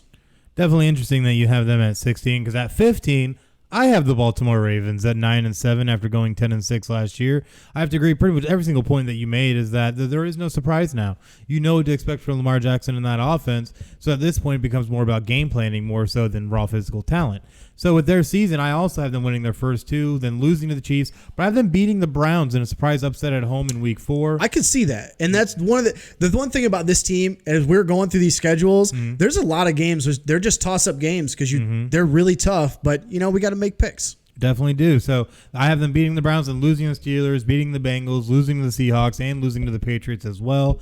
Then from that point on, they go on a 5-3 streak where their only losses come to the Texans, Rams, and Browns, and then win all the rest of them because a lot of them are easily winnable games for them against the Bengals, 49ers, Bills, Jets, and Steelers to round out the season. So again, I also have them missing the playoffs. But 9-7 is pretty respectable. Yeah, the only games that we have differently is week 4 against the Browns and week 11 against the Texans. Other than that, it looks like we have the same exact schedule pretty much for the Ravens. So consistency is the key. Yeah, consistency is always the key with any season. So at number 15, I have my first playoff team. Oh, snap. I have the Seattle Seahawks. I have them going 9-7. Last year they went 10-6. I have them making the wild card as a 6th seed, and now there's a few teams that are going to be battling for that playoff berth. But of course, with the website we were using, it used, I think, strength of schedule as well as points for or something like that as well. So I have the Seattle Seahawks being the first wild card team, 6th seed. They're going to have a bit of a tough schedule this year as well, but I have them starting at 4-4 the first half of the season, and then basically 3 straight wins to end the year against the Panthers, Cardinals, and 49ers is what pushes them into the playoffs to make that final playoff spot. Oh, man, getting exciting.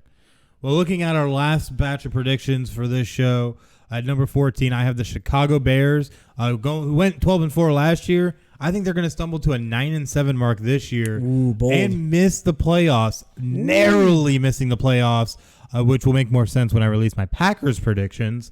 But with the Bears, I think it's really the fact that their offense is not going to be the offense they had last year. You no longer have Jordan Howard. Mitchell Trubisky is going to be found out. The only strength to this team at this point, I feel, is that Bears defense with Khalil Mack.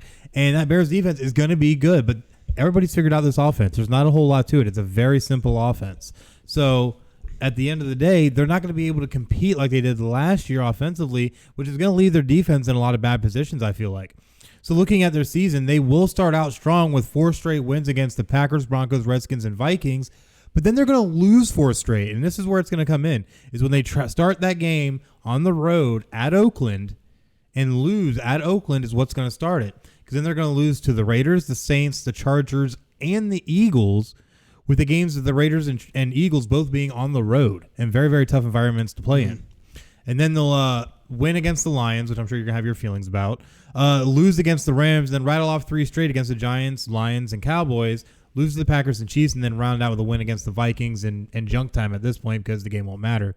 So I feel they really will stumble, and they might be able to bounce back the following season, but they need to have a more realistic option when it comes to offensive weapons. Getting rid of Jordan Howard, I feel, is a huge blow for them. Well, you do have Tariq Cohen, but one guy that really want to pay attention to is David Montgomery, who's the guy they brought out of Iowa State. He's been playing really well. I think he was a steal when they got him, where they got him. And he's going to be a guy, I think he's going to end up overtaking Tariq Cohen as the number 1 back by the end of the year. I agree. Obviously not at the beginning of the year, but by the end of the year, I think he takes over. And I think he's going to kind of bring that Jordan Howard type production to that offense. But I mean, it's not out of the realm of possibility to see this, them going 9-7 based on what you've got here. My number 14 team is going to be the Minnesota Vikings. So you had them going 8-8. I have them going 9-7, just 1 win better. But I do have them also missing the playoffs. It's between them and Seattle as far as who's going to make the playoffs. Right. And Seattle ends up taking based on numbers from here. But I have them basically showing no consistency, just as you showed as well. I have them splitting with the Packers, splitting with every single team in the division. They split with the Bears, split with the Packers, split with the Lions in their division. But there's no consistency. You had them going on 2-game win streaks, 2-game lose streaks. That's the longest I have for them as well. Otherwise, they keep splitting back and forth. The big thing for here is going to be Kirk Cousins. Is he going to be able to take a step forward with this offense? You got the tools. Dalvin Cook's healthy. You still got Kyle Rudolph. You still got Irv Smith Jr., who you just drafted. You got all the weapons you need as Kirk Cousins on that offense. The defense is going to take a little bit of a step up, I think, this year. They're still talented, but I think it's really going to come down to, can Kirk Cousins produce for this offense? I don't think they'll be able to produce enough for them to make the playoffs. Definitely. But that has been our 2019 season predictions up to this point. Definitely make sure that you keep your eyes glued to all of our social media accounts to see our upcoming predictions. We're going to crack our top 10 for next week's show. That's right. We're going to be cracking the top 10. So definitely make sure that you pay attention to our Instagram, Facebook, and Twitter accounts at PCN Final Score. But at this moment, we got to pay the light bill. So we're going to take a quick commercial break. But when we come back, we're going to jump into some extremely crazy NBA news that we definitely feel all kinds of ways about. Followed up with a little bit of Major League Baseball and then go into some awesome segments. So definitely make sure that you stay tuned. We'll be right back. The following support and sponsor Podcast City Network. City Limits Tap Room, sports bar in DeLand, Florida, has brew on tap, serve food, the grilled cheese is excellent. For upcoming events, check out City Limits Tap Room on Facebook.com/City Limits Tap Room. Atlantic Sounds has thousands of new and used vinyl records and CDs. If they don't have it, they can order it for you. Same location since 1982. For more updates on what's new, check out Atlantic Sounds on Facebook.com/Atlantic Sounds Vinyl. Sports Sanity Customs have worked with organizations from custom embroidering polo shirts to jerseys for your kids' baseball team. They do it all. Armed with state-of-the-art equipment and an in-house design team, they are equipped to take on your next project. Visit their website to learn more, sportsanitycustoms.com. Visit Sports Sanity Customs on Facebook.com/SportsSanityCustoms. 3Count Design offers a wide range of graphic design products, video, photography, and other forms of media. Everything from t-shirt designs to websites. Visit Facebook.com/3CountDesign for more. Demo Blast Studios, an explosion of imagination. Original artwork, podcasts, video, apparel, and more. Visit DemoBlastStudios.com. Visit Demoblast Studios on Facebook.com/DemoBlastStudios, the best family entertainment pro wrestling show in the state of Kentucky. Kentucky's Own Wrestling brings quality family vintage wrestling to a town near you. Kentucky's Own Wrestling offers a ladies division in wrestling and a training school. Kentucky's Own Wrestling is the current longest running Southern promotion. Visit Facebook.com/Somerset Kentucky's Own Wrestling. All supporters and sponsors are brought to you by Podcast City Network.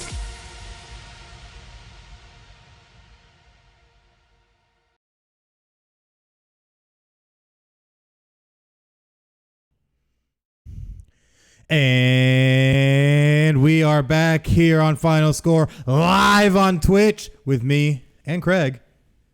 And there's been a lot of stuff going on. That was a crazy segment of football. Yeah, of course we love talking our football on this show. We do, but as does everybody else. But yeah, this is a great segment. I like hearing your crazy insanity of predictions that you got over there. You know, I like to be bold. Yeah, that you do. You like to be bold. But moving on, we got some NBA news we want to talk about. That's right. DeMarcus Cousins, he just can't stay healthy. No, he can't. He's just had a bunch of just unfortunate injuries. He tore his ACL during a workout in Vegas on Monday, playing some 5-on-5, and it was revealed on Thursday of the exact injury. He's going to have surgery. He's going to be out probably for the year. Yeah, more than likely. Very, very sad. This is his third major leg injury in 3 years. We can't forget that he tore his Achilles with the Pelicans in 2017-18, and then, of course, last season tore his quad with the Warriors. But now his ACL, too. This is a really, really bad slate when it comes to DeMarcus Cousins. But there's going to be some interesting stuff coming out of this, apparently, because now that you don't have DeMarcus Cousins, the Lakers are going to have to go and make some type of move to try and fill that void. Mm-hmm. Absolutely. Would you like to know where from? I've got to know. Okay, so let's listen to this. So the Lakers currently are attempting to talk with the Memphis Grizzlies about Dwight Howard. Wait, what? Dwight Howard. Dwight Howard coming back to L.A.? Coming back to L.A., baby. Woo!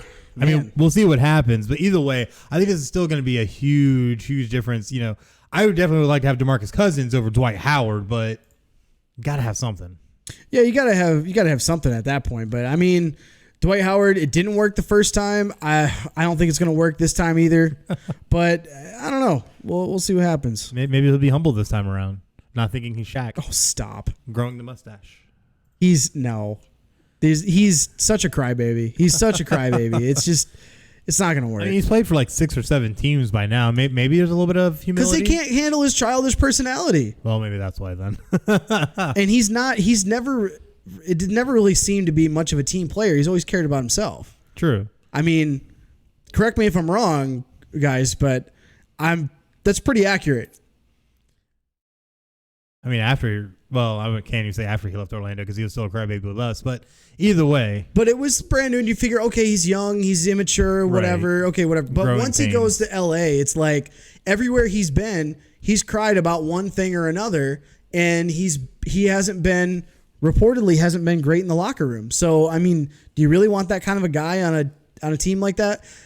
I would not be surprised if him and LeBron butt heads a lot. I mean, he just doesn't fit in with today's NBA anymore as far as a star player is concerned. No, I agree. He doesn't. You can still have guys that come off your bench that do what he does, play defense and rebound, but he's not a star attraction that he could have been 15 years ago. Oh, yeah, absolutely. 20 years ago. Even 10 years ago when he made their run in the NBA Finals with the Orlando Magic, you know, that was a much different NBA than even what we have now. So it's crazy looking at it to see the progression that he's gone through, but I know he's had his crybaby mentality, but I wonder if maybe being around guys like, you know, Anthony Davis and LeBron James, maybe they'll humble him a little, maybe. And you would like to think that, okay, now he's older. He's gone through all those crappy situations, and maybe he will actually grow up a bit. But we'll have to see. It'll be really intriguing. Lakers, I think not only are they trying to look at him, he's one of the only guys left over. I think they should have. They're just doing it for star power, honestly. Oh, yeah. I think that's the only reason they're doing it. There's plenty of other guys that can be just as serviceable, if not better, on a much cheaper salary than Dwight Howard. So I think they're only doing it for the star power, to be completely honest. I mean, star power doesn't win you championships, though, so we'll see how that works. Lakers don't know that, apparently. Well, I mean, you traded away Ivica Zubac, who is a great center for you, and they thought Magic Johnson as GM was a good idea at one point too. So yeah, well, look who's running the team. So exactly, there you go. There's your answer. Right, but looking at another team, Houston Rockets GM Daryl Morey stated earlier this week that James Harden is a better scorer than wait for it, Michael Jordan. I just want to know, what is he smoking, and can I have some? Because you got to be on one if you think you got to be on one if you think James Harden is a better scorer than Michael Jordan. Now, to put it into perspective, this is what his quote was. Of course, this is through The Athletic. He was on a podcast and had mentioned this. He said, "It's just factual that James Harden's a better scorer than Michael Jordan. You give James Harden the ball, and before you're giving up the ball, how many points do you generate, which is how you should measure offense. James Harden is by far number one in NBA history," end quote. That didn't even make any sense whatsoever. No, it sounded it sounded like a ramble. Now, he continues and says, "Now the counter argument is reasonable. They say if you put Michael Jordan on a team now, he would do more than James Harden. That's possible. But if you're saying just like NBA history, if you give this guy a ball, how much does his team score after you give him the ball before the other team gets the ball? It's James Harden. And I know that makes people mad, but it's literally a fact." Again, more rambling, doesn't make a lick of freaking sense. No, he doesn't make any sense whatsoever. And if he really wants to get down to it, Jordan was a 10-time scoring champ, averaged more than 30 points a game 8 times. Oh, yeah. And he had a run of 7 straight from 86 to 93. James Harden has only put together back-to-back 30-point seasons on average. Oh, yeah. I'm looking at it right here, looking at some of the stats. Michael Jordan's career stats, he averages 30.1 points a game. That's over 1,072 games. He had over 6 rebounds and over 5 assists and shot about 50%. Now, you look at James Harden. Now, he's been in 765 games, but 24.3 points per game, only 5 rebounds, 6 assists, but only shot at 44%. How is he a better shooter and scorer than Michael Jordan? I don't get it. This dude has to be on something plus some alcohol on the side. The only thing that he has over Jordan is his 3-point percentage. And it's not by very much Not either. by much. Because James Harden for his career is shooting 36.5%. Michael Jordan shot 32. almost 33. Yeah. So it's but you know what? You know one thing I will say though for James Harden? Better free throw shooter. You know how I like my free throw shooters. Yeah, that you do. I mean, stereotypical. Never mind. Anyway, so, but I mean, this is just absurd. And It is. Daryl Morey has not been one, though, to mince words when it comes to trying to promote his Houston Rockets. He's never been afraid to say that, anything he can to kind of get headlines for the Rockets. Mm-hmm. Hell, he goes out and get Russell Westbrook, for God's sakes. And you're trying to talk about you brought in Carmelo Anthony, which failed. You brought in Chris Paul, which failed. I get it. You're trying to do whatever you can. But going out as far as to say is James Harden is a better scorer than Jordan is complete lunacy. And you've got to think about it. Okay, James Harden maybe can create space. Yeah, in today's NBA, there's no hand check rule. Mm-hmm. Jordan had to deal with that for the first half of his career. Yep. You could grab guys. He was still a scoring champ through the 80s into the 90s. Mm-hmm. Once the hand check rule came out, after he came back from retirement, he was still killing it on the court because that rule was no longer in place. The lane now, you've got defensive 3 seconds, which wasn't in Jordan's career for most of it. And James Harden also is the king of creating contact, which is very aggravating if you are a purist basketball fan, because the fact that in the way in which he gets that contact is offensive foul. It's an offensive charge most of the time, and he's really good at creating, and he's really, really good at it. Don't get me wrong. But the fact that you would say that James Harden is a better scorer than Michael Jordan, just stop. Just give up. Just stop. You should not do any more. Just don't do any more interviews. Just stop. Go into a hole and go hiding. Because obviously the internet had a field day with this. Of course.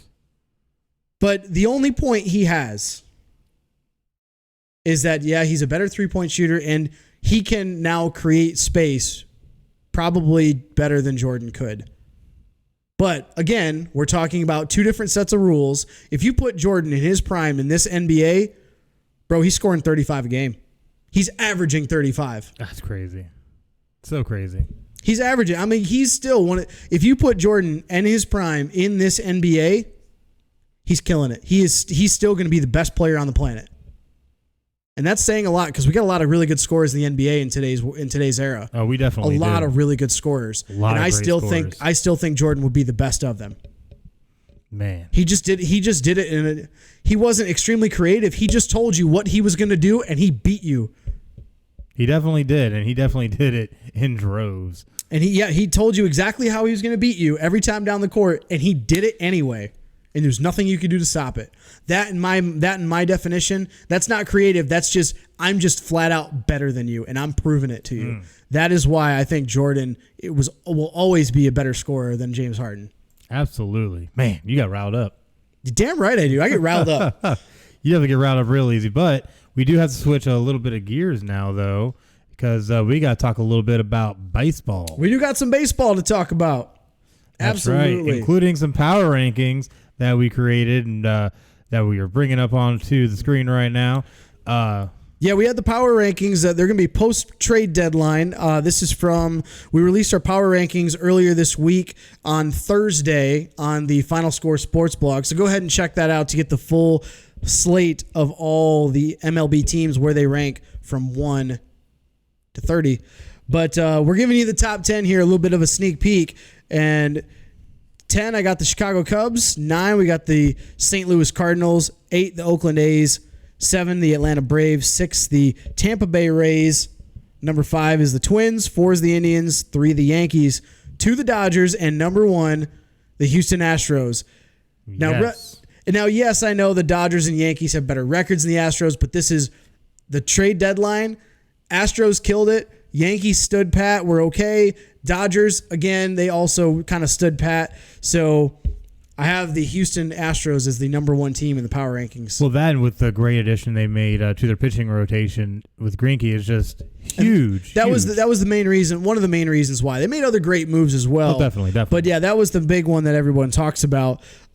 Indians, Twins. Those two are at the top of the AL Central, fighting for the division. The other one might make the playoffs. I don't know. It's gonna be tough. The Rays. They have no offense right now. I don't know what's going on with them, but they're probably gonna fall off. They're in trouble. Braves lead their division, and then of course the Cardinals and Cubs down there. They are fighting for the NL Central. That's why I have those two neck and neck. Also, and it's funny that you mention standings because we're gonna go take a look at the standings right now because it's been really interesting. Been a lot of movers, a lot of shakers, especially now that we're post trade deadline. And so much has just been happening. It's just been really, really crazy to watch. And a lot of history has been made, which we'll get to a little bit more of that with our best of the week. But looking at the current standings, starting in the AL East, look, the Yankees are still leading this and now have a nice wide little berth over the Tampa Bay Rays at 10.5 games, 17 over the Boston Red Sox. They have all but locked up this division. I mean, especially with the way that both the Red Sox and Rays are playing, there's no way that the Yankees are going to lose this division. That, and at this point, the New York Yankees have a 99.9% chance of making the playoffs. Works out real well to their favor. A lot better than the Red Sox current 6.3%. Who are your defending champions? So they have gone on a 6-4 the last 10 4-game win streak, but before that, they've really struggled. They have been playing like crap, to be honest with you. Yeah, and a lot of it's been surrounded with their pitching, especially with Chris Sale, who now has an elbow injury that they're trying to get looked at, or now getting second opinions on. So definitely it's going to be really interesting to see how all that works out. But Boston Red Sox, they might be missing playoffs this year, but we'll definitely see. I don't think might. I think they definitely are. I have to keep hope, sir. Okay? I know you do, because you had them winning the championship this year, and again, how did that work out for you? It's not over till the fat lady sings. That's right. Well, So, she's getting ready. Well, she's she might be warming up those vocal cords. I might be sending her out of the building. So, anyways, in the AL Central, the Minnesota Twins and the Cleveland Indians have really been neck and neck now. It's really down to a 2-horse race in this division. Twins currently have a 2.5 game lead over the Indians, but the other three, the White Sox, the Royals, and your Detroit Tigers, are completely 100% eliminated from playoffs. So, worst team in baseball this year. How does it feel to only have 37 wins? It feels like the mediocrity? Tigers. It feels like the Tigers I grew up watching before they actually had a couple of good years. Having 100 lost teams every year. Yeah, But I gotta give it to you. You're still wearing that jersey. You're damn right. I gotta support them. You support them through thick and thin, and that's what it's all about. Being a diehard sports fan. Well, I know about being thick, but I don't know much about being thin. But anyways, looking at the AL West. The Houston Astros have a 6.5 game lead over the Oakland A's, and the Houston Astros have just been playing out of their mind. Even though they have randomly lost 5 straight, they still hold a great lead in this division. So I don't think it's going to be anything to be really worried about as they continue their push for playoffs. I think they should be a little bit worried. I mean, they're on a 5-game losing streak, and the Oakland A's have been making a push. I mean, 6.5. There's still a month left in the season, just over a month. So there is a possibility that the Astros, if they're not careful, could. But I don't think they're going to lose that division.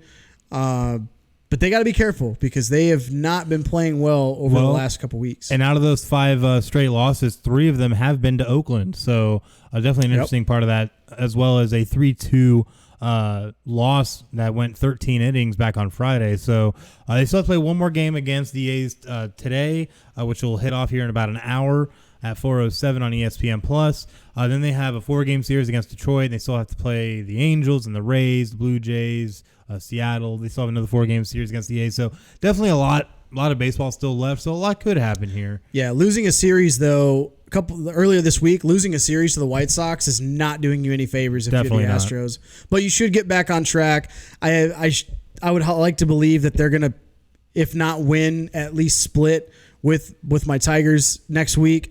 They should sweep the Tigers, the Angels. They should at least split or take 2 out of 3 against the Rays. Mm-hmm. But yeah, they have a much more favorable schedule once this game, the series with Oakland wraps up today.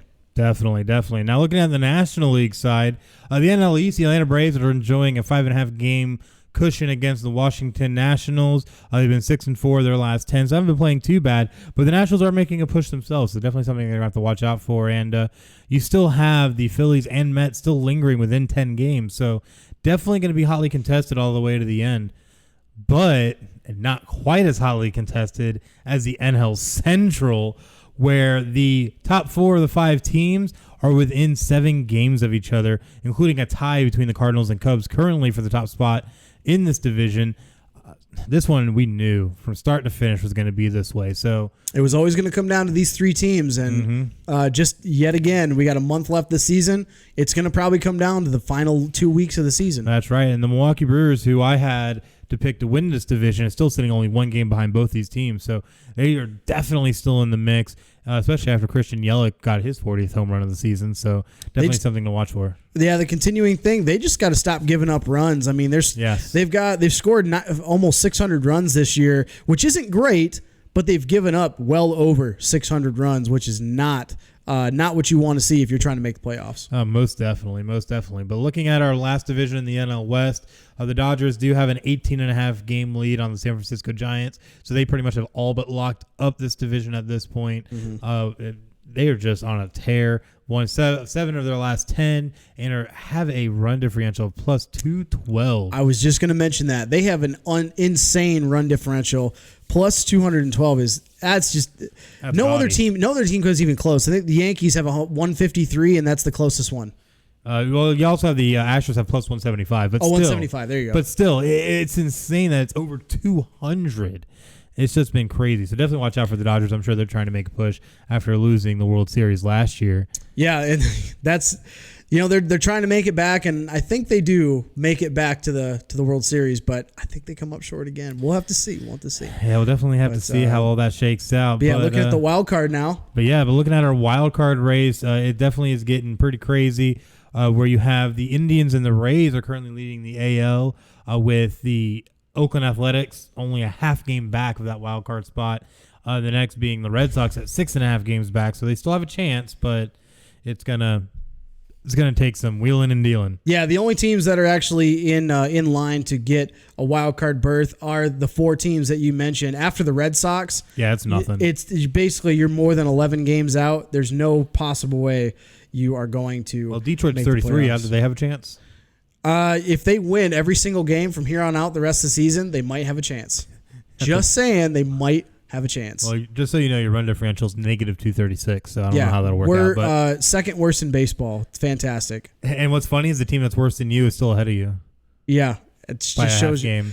Well, we'll talk about it in a minute, but watching their game yesterday, oh man. Oh, I'm sure it was painful. But looking at the National League side, the Nationals and Cubs currently hold the 2 wildcard spots in the National League, with the Milwaukee Brewers, Philadelphia Phillies, each 1 game back. The Mets are 2 games back. The Giants 2.5. Diamondbacks 4.5. The Reds 6.5. So there's a lot of teams that could make a really large push here at the end. Yep. All I can ever think of is the Colorado Rockies way back. What was it? 2007, I think it was, when they made their push into the playoffs and won 22 straight. So things could happen. Things could happen. It is possible, and this NL wild card is also you've got. You're talking about all the teams that are there, even all the way down. Even the Rockies, who I just mentioned. Yeah, even the Rockies are still only 9 games out. But realistically, anybody I would think down to maybe the Reds at 6.5 back still have a chance. Absolutely. But you've got 4, 5, 6, 7 teams that are realistic shots down to the Diamondbacks. So this is crazy. It's gonna be a lot of fun this final month of the season. Yeah, we'll definitely see how everything shakes out. But we need to take a look back at this past week with the MLB Best of the Week. What do you got, Craig? My Best of the Week is going to your boy Chris Sale of the Boston Red Sox. He became the fastest pitcher to reach 2,000 strikeouts in his career. So he beat out Pedro Martinez and Randy Johnson for this honor. Fastest at 2,000 strikeouts. Randy Johnson did it in 1,733 and a third innings. Pedro Martinez did it in 1,711 and a third innings. And Chris Sale did it in 1,626 innings. He did it in 85 innings faster. That's like 9 games. Yeah, he did it in 85 innings faster, which is, just over 9 games faster than those other 2. That's great company. That is really great company. That's really good company. He's done that over the course of his time in Boston and Chicago with the White Sox. So and now he's injured. Yeah, well, it kind of sucks that now he's injured, but congratulations to him for hitting that feat. Most definitely. Hats off to Chris Sale, doing a great job in Boston for what you can do. But for my Best of the Week, and I find this very interesting because of who the opponent is and what this game was. The fact that I was there yesterday. The fact that you were there.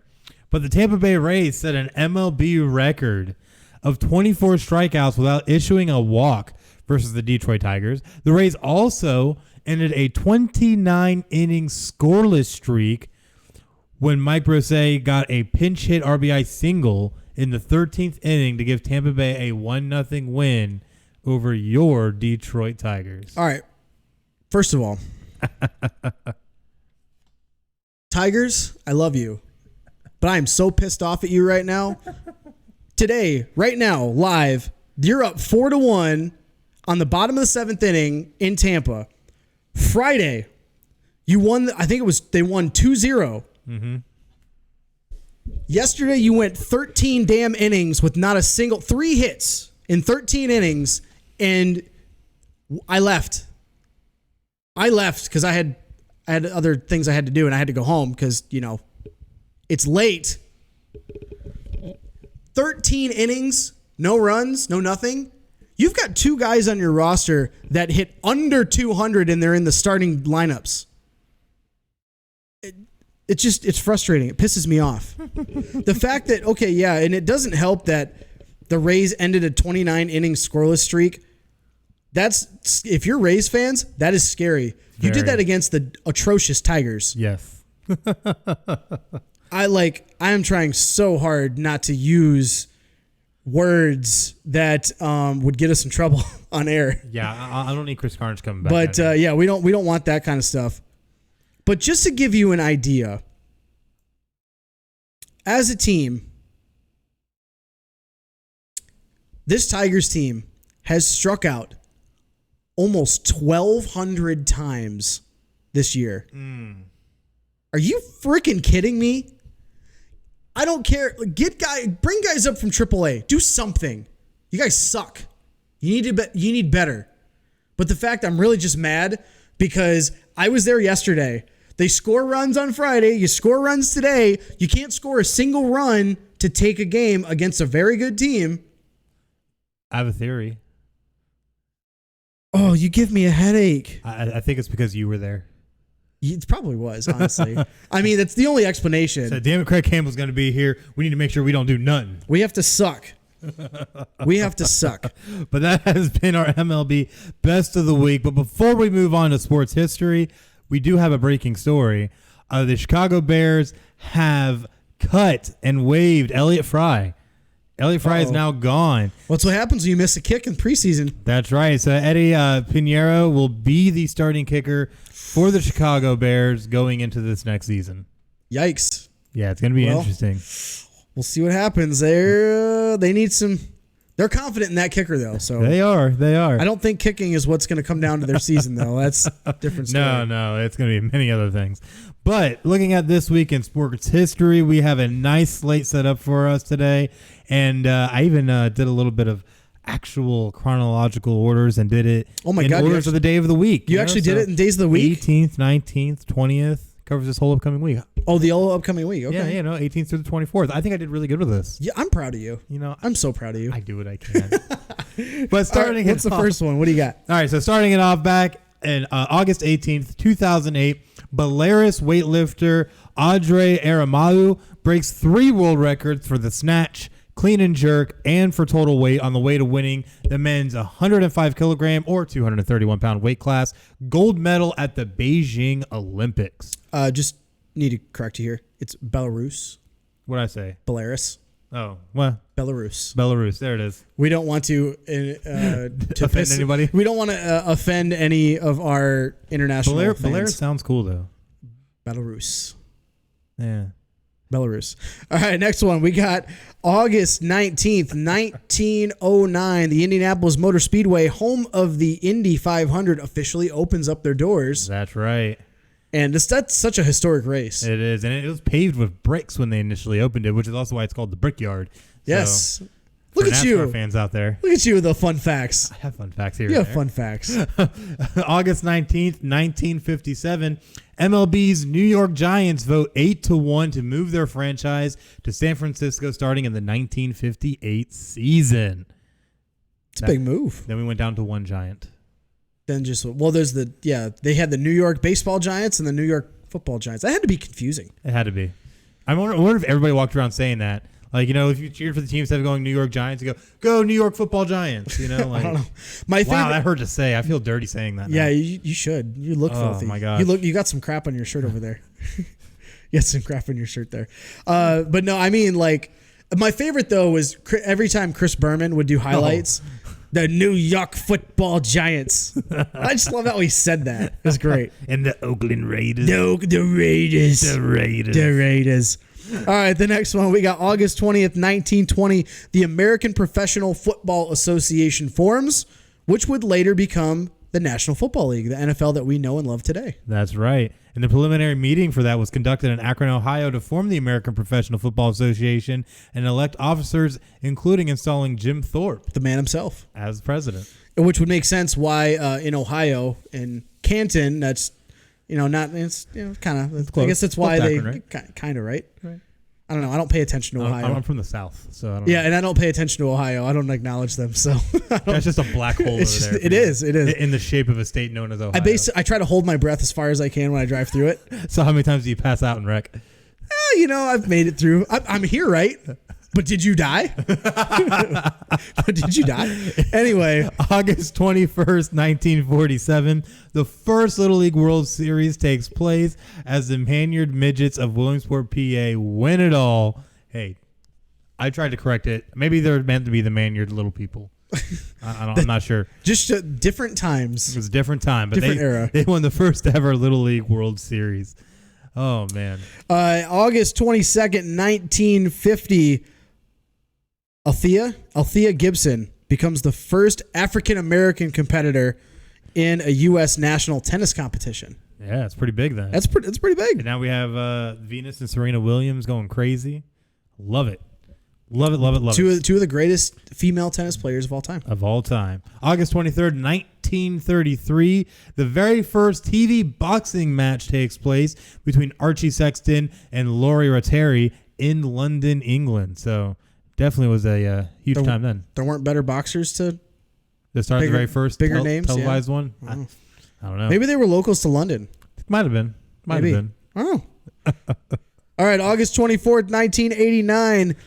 Pete Rose is suspended from baseball for life for gambling. That was a huge moment. Jeez, what a character that guy was. Yeah, even all the way to getting tombstoned by Kane in the WWE a few times. Oh, you always got to try to bring a wrestling thing into it. I got to, especially with Pete Rose. Come on. Yeah, man, that was such a black eye for the league. Oh, it was. And the fact that he did it while he's a player and as a coach. Like, come on, man. And he still has not been inducted into the Hall of Fame and stonewalled every year. He won't. He'll never get in. I don't never say never. He never will. There's no way. He's been banned for he hasn't they've lifted the ban since. Yes, they have. But that's a good step for him. He is one of the greatest hitters of all time. But when you do something that ugly to your sport, that you're considered one of the best players of all time that sport, and you do something like that. That would be like if okay, Michael Jordan had gambling issues, right? That's true. That would be like if he was involved in gambling while he was a player and while he's owning either the Wizards or the Hornets and has fixed games in any of those roles. Well, you know how you get around it. You just bet on yourself and win all the time. And then it's not really gambling. You're just putting the money on yourself. That's what Pete Rose did for a while, and then it didn't work when he would lose. But that's why when he was a manager, he would bet on his teams to lose certain games. Didn't try to make it not look obvious, but he would pick certain games and he'd pull people on purpose so they would lose. It's pretty crazy how that worked out. That's insane. Just goes to show you that how much gambling, how big it has been from as far back as any of us can remember. And now that it's become nationally legal. Now it's mainstream. Yeah, now it's going to become such a regular thing. He was doing it before it was cool. Go you, Pete Rose. You're such a, what's that? Hipster. He's such a hipster. August 24th, 2006. After signing a one-day contract with the San Francisco 49ers, legendary wide receiver Jerry Rice officially retires from the NFL, ending probably one of the greatest careers of all time for a wide receiver. He's the greatest wide receiver I think we've seen. Absolutely. I'd have to agree. And he still had some productive years in Oakland before officially retiring with the 49ers. But yeah, that was definitely a sad day for a generation of football that grew up watching him, and great career by one of the greatest of all time. Most definitely. That ends this week in sports history. We only got one segment left, sir. The good old give or go. The good old give or go. You kick it off. Let's do it. That's right. Let's do it. We're going to hit this ground running. So, Craig, Tate Martell was named the backup quarterback for the Miami Hurricanes Week 1 versus Florida. Give or go? I'm going to give, and I'm going to rip this kid a new one. Oh, rip him a new one. I'm like, I know give or go. We try not to make it lengthy. I'm going to make this. I'm apologizing in advance. So what this kid, just to give you a quick backstory, Tate Martell transferred from Ohio State when Justin Fields transferred in from Georgia. So Justin Fields was going to be the guy competing with him. Tate Martell said, you know what? I don't think you guys really want me here, so I'm going to transfer. which is fine. You do it, right?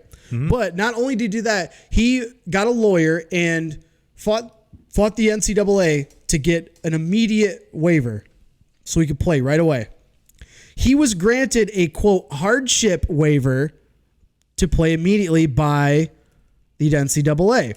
And the lawyer based his argument around the notion that Ohio State gave no intention that they wanted to keep him, which would be detrimental to Martell and his football career. The argument resonated with the NCAA. The Buckeyes themselves did not contest those arguments at all, which only added validity. So that was what their argument was, which is like, because the kid's not getting playing time, get the F out of here, okay? I mean, you got to be good to play, even at the U. Right. So I'm glad you said that, because this week, Tate Martell was not announced as the starting quarterback for the Miami Hurricanes in week 1 versus the Florida Gators next weekend. Mm-hmm. And not only that, he lost to a redshirt freshman. And you stop, don't you dare. You stop. You're capitalizing those letters. You like it when I capitalize Ohio State. You stop. You're capitalizing those letters in that. No. You know what? We're going to have some words after this show, sir. But what caps this off? You put it there too. You went there. I hate you right now. I really do. But what really is hilarious out of this whole situation? Now, Tate Martell lost the starting job. Mm-hmm. He's now contemplating a move to wide receiver. Yep, and apparently worked out at wide receiver in some of these past weeks' practices. Are you kidding me? So not only did you get pissed off and crybaby and bitch and moan that you didn't get a starting job or weren't going to get a starting job at Ohio State, let me transfer somewhere and complain that I didn't get playing time. So, okay, NCAA, I'm going to another high-profile school. You should let me play immediately. Oh, you're going to the Hurricanes? Okay, cool. Yeah, go ahead and play. Screw everybody else that deserves a hardship waiver. We're giving you one. Then he goes, gets beats out by a redshirt freshman, proving that he's not all that great. He's really not.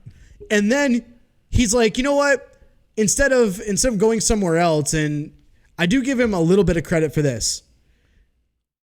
You didn't try to transfer again.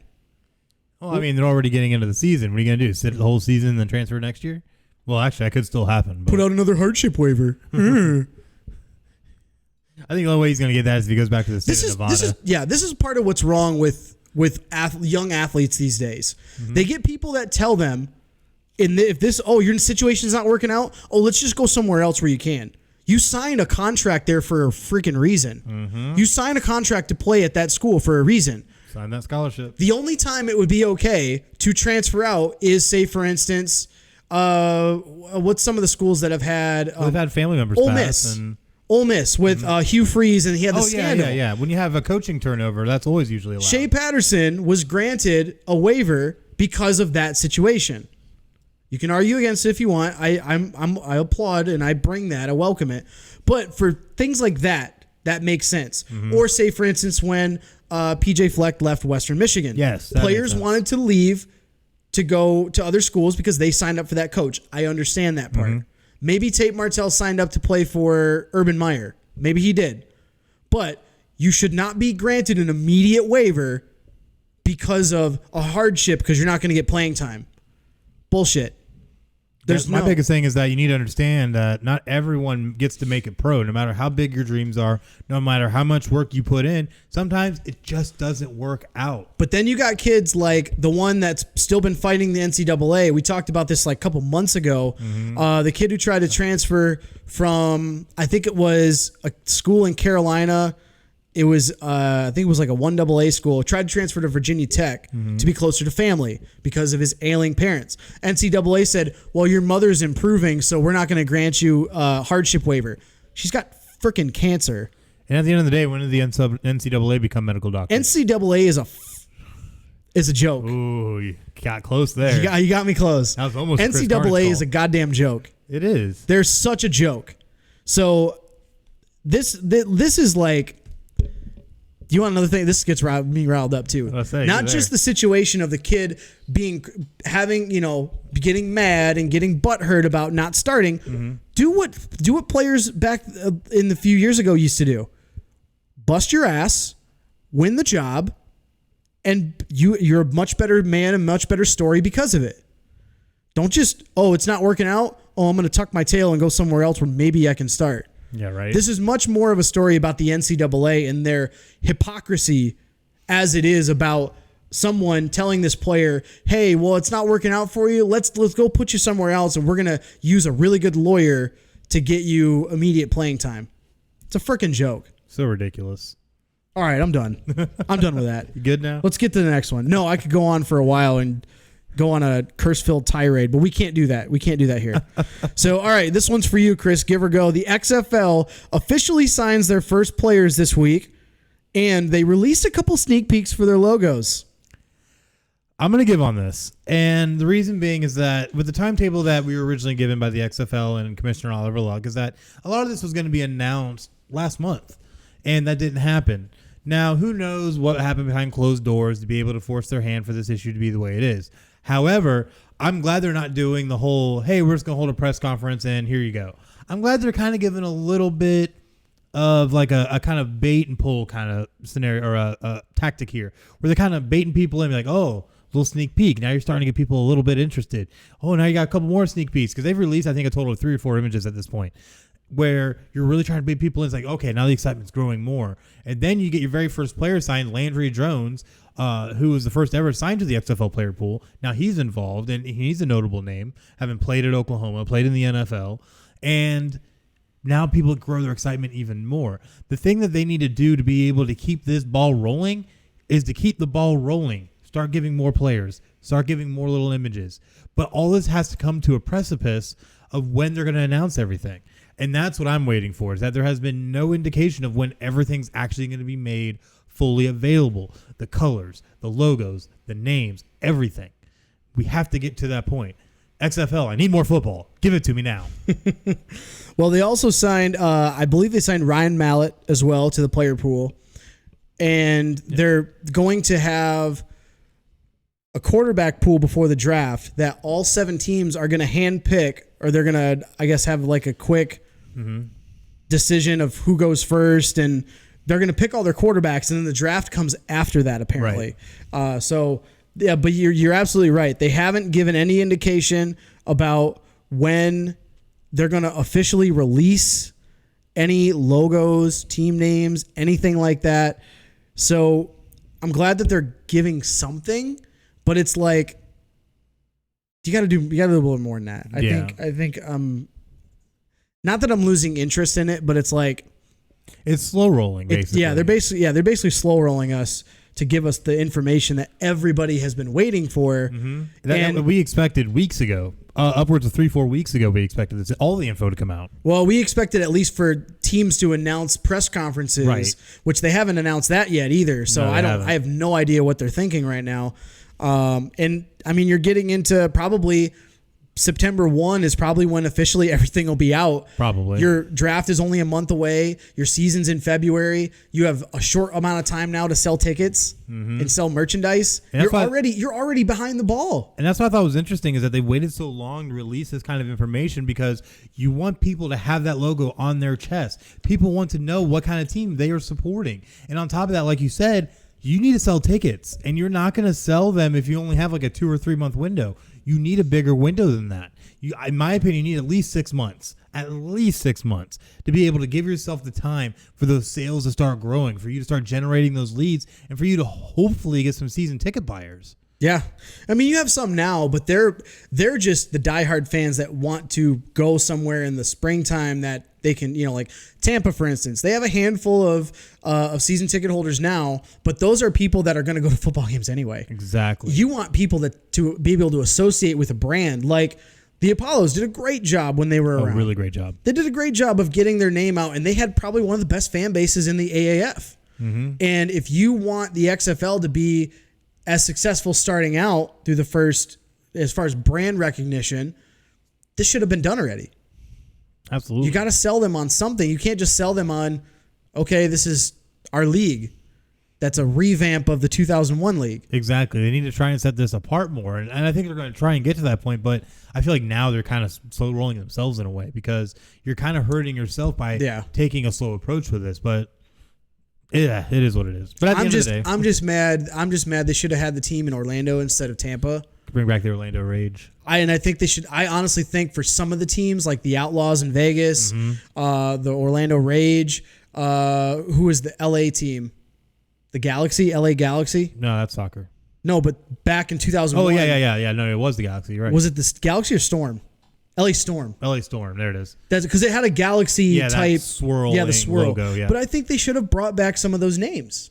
Yeah, they were great. They were highly successful. People loved the Rage around here. One of my favorite ones was the Vegas team because they had the cool great logo. They had the really cool jerseys. The Rage were really good. I wasn't a fan of the Hitmen, the New York, New Jersey Hitmen. I didn't like that. But there was one. Wasn't there a Chicago one too? Mm-hmm. I don't remember what it was called. But anyway, I think hopefully they start releasing more things in the next week or two. Oh, That'd be nice. We'll definitely see. But Craig, back at you. Brooklyn Nets announced the sale of the team and the Barclays Center to Joseph Tsai. Now, I think this guy's been an investor for a while though. But this is definitely an interesting take. Give or go. Very quickly, I'll give just because the fact that Mikhail Prokhorov was the Russian billionaire who had controlling interest in the team, is selling the remainder of it. So Joe Tsai, as you said, bought 49% of it last year for $1 billion. He just purchased the other 51. He's the sole owner now. Yep. I think that's kind of a changing of the guard. The fact that Prokhorov was, when he came in, was trying to give them a lot of clout by getting all those big name players to try to get Paul Pierce and Garnett and all those things. But I think this now with Tsai taking over is more of just a complete transition where they're going to turn over a few things. He's the co-founder of Alibaba, which is the Chinese equivalent to Amazon, and is also very similar to what we have here's Wish is very similar to that. But fun fact about him real quick. He's one of the 150 richest people in the world and was born in Taiwan, is also a Canadian citizen. So I don't think this is going to change too much for their day-to-day. They're changing CEOs, but that's about it. So I don't think this is going to change too much, but the Brooklyn Nets are looking forward to having a really good season coming up. Yeah, definitely been a big change around for them. But yeah, it still has to be approved by all the owners. But I have no problems. Yeah, I don't think they're going to have any issues there. All right, next one's for you. Give or go. Wide receiver Rashard Matthews retires 2 days after being let go by the Saints. Who? Yeah, that's exactly. So that's why we moved this to this segment, right? Because Rashard Matthews honestly is not notable enough of a wide receiver anymore, I feel, to garner much attention in a normal NFL segment. He was great when he was with the Eagles, but since then, he hasn't been really much of anything. I only remember him being on the Dolphins as like a second or third string receiver, maybe. Oh yeah, that was recently too, before he joined the Saints, if I'm not mistaken. Oh, I must have been. I don't know. I didn't pay attention. Yeah, exactly. Clearly. But no, Rashard Matthews, he's not been really anything. And honestly, he went on this tirade about, after he got let go, about being not respected and how he felt like he was still a household name and felt that he could definitely bring something to a team, but has proven with his play that he can't. So that's why we're going on this. So, Craig, New York Yankees manager Aaron Boone thinks that MLB should consider implementing a mercy rule. Give or go. Interesting concept. And I think it would help save players in their health and like pitch counts and stuff like that, and as far as game time and catchers and all that, but who cares? I mean, that's the reason we play the games. I'm going to go on it. I'm not going to spend any more time on it. Well, that and the comments came on the heels of the Yankees losing to the Indians 19-5, where Boone had to play a position player at pitcher. So I'm sure he was just butthurt. It's happened a few times this year. So yeah, it's not. I don't think it's really all that important. Once it becomes up part of the league meetings to bring it, then it's something we can bring to that. Right. Give it attention. But all right, next one, last one for you. Give or go. New HBO show to feature Washington State. Of course, the football team, Washington State. Give or go. Ooh. Honestly, I'm going to give on this one. And I find it interesting that they chose Washington State to start with. it's become real popular recently. You know, obviously with the success HBO Hard Knocks has gotten. Showtime has theirs when they did a season with Notre Dame. Both were amazing series. Hard Knocks is still going today. But with this, you're doing it on the college level again, but you're doing it with Washington State. Now, what's the interesting part about Washington State? Head coach Mike Leach. He's going to be the reason why anybody would watch. He is myself included. Oh yes, me too. And he's an incredibly entertaining individual. Because with how he likes to teach his players about life and football, always comes in some type of funny anecdote or in some type of crazy story. Mike Leach was even teaching his own class about tactics and football and philosophy and all this stuff. And it's just, I feel he literally will be the center of this entire show. Which I think will rightfully be so. You know, you obviously want your head coach heavily involved in something like this, but it's gonna take it that extra mile. And I think this is a really great idea. It's a genius move from a recruiting standpoint. Absolutely. And from a marketing standpoint. Washington State has never been really seen as a high-profile college football program. You're always in the shadow of the Washington Huskies. Yep, always. But now when you get something like this, and this year, they're supposed to be competing for the Pac-12 North. Mm-hmm. And I think this could be great. And if this succeeds and does well, I think you could see Washington State kind of move themselves up in the upper echelon of top college programs on the West Coast. Absolutely. I definitely could see that happen. But we'll definitely see, and I'll obviously bring you more once we find out more about the show, when it will release, all of that. But definitely expects to be very, very exciting. But our last one for Giver goes for you, Craig. Former NFL and Texas running back Cedric Benson has passed away at age 36. Give or go. This is definitely a bit of a sad note to kind of end on, but we obviously want to give for this one. Absolutely. He was involved in a motorcycle accident on Saturday night. And I'm not sure. I haven't seen details whether he passed away at the scene or in the hospital. But I've not received that yet. Haven't really seen that yet from our research. But he was the 4th overall pick by the Chicago Bears in 2005. Was highly touted coming out of college. Oh, very. Played for 3 teams in his career: the Bears, the Bengals, and the Packers. In his career, he had 6,000 yards rushing and 32 touchdowns. He did have 4 years at Texas, where he was piled up 5,540 yards rushing. He was the 6th all-time in the NCAA and 2nd in Texas history behind one Ricky Williams. He had 21 rushing TDs as a junior in 2003, and then his senior year, he had 1,800 rushing yards, 19 touchdowns. Great college, great college running back. Part of the Texas powerhouse when they were pumping out guys in the NFL left and right.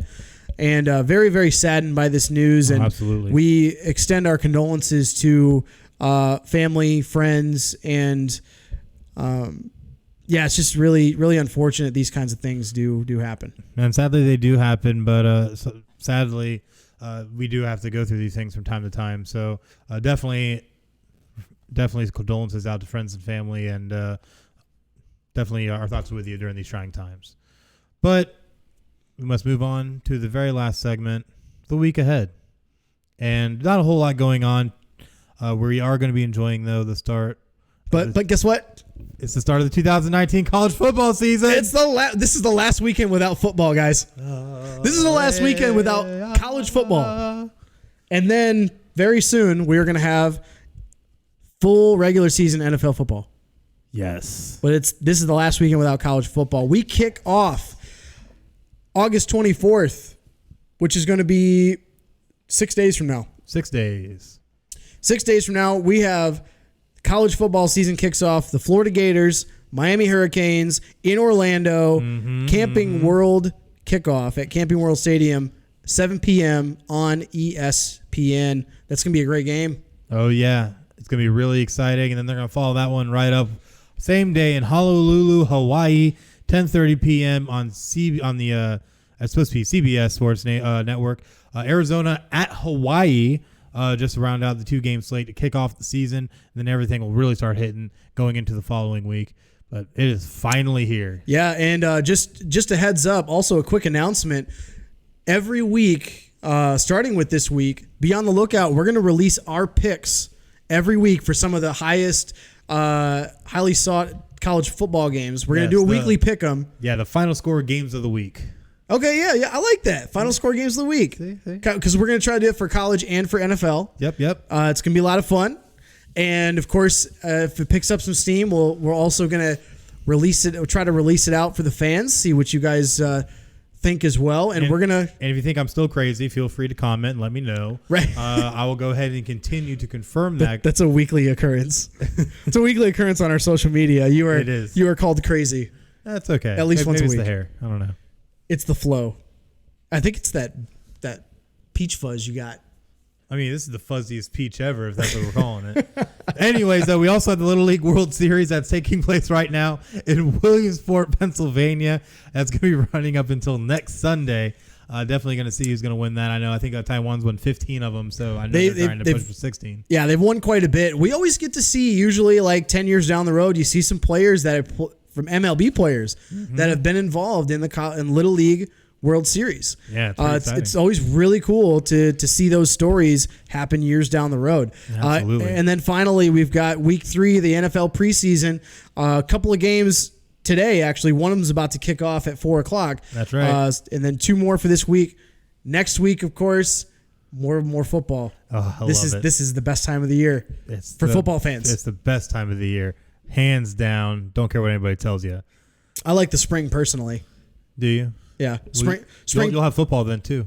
Well, yeah, that's true. Because remember, now we're going to have football year round from here on. Oh, I can't wait. I can't wait. That just touched my heart. Can't wait. But sadly, though, that is the end of our episode. Definitely make sure that you follow us on all of our social media offerings on Twitter, Facebook, and Instagram at PCN Final Score. Give us a like, give us a follow, give us a share, drop us a line, and we'll definitely make sure to interact with you as well. And also, make sure you check out this episode and more on all of our different outlets on Spotify, iHeartRadio, iTunes, Podbean, PodCoin, Stitcher, TuneIn, and Google Play Music. Go on there, give us a like, give us a follow, and make sure you turn on those notifications to make sure you get notified when we release the latest content here from Final Score. And, of course, it's football season. God, I'm so happy about that. Welcome back, football season, you beautiful bastard. Football. We've missed you. Football, and more football. That's all we need. Welcome back. But until then, though, I'm Chris. This is Craig, and this has been Final Score. You have a great night.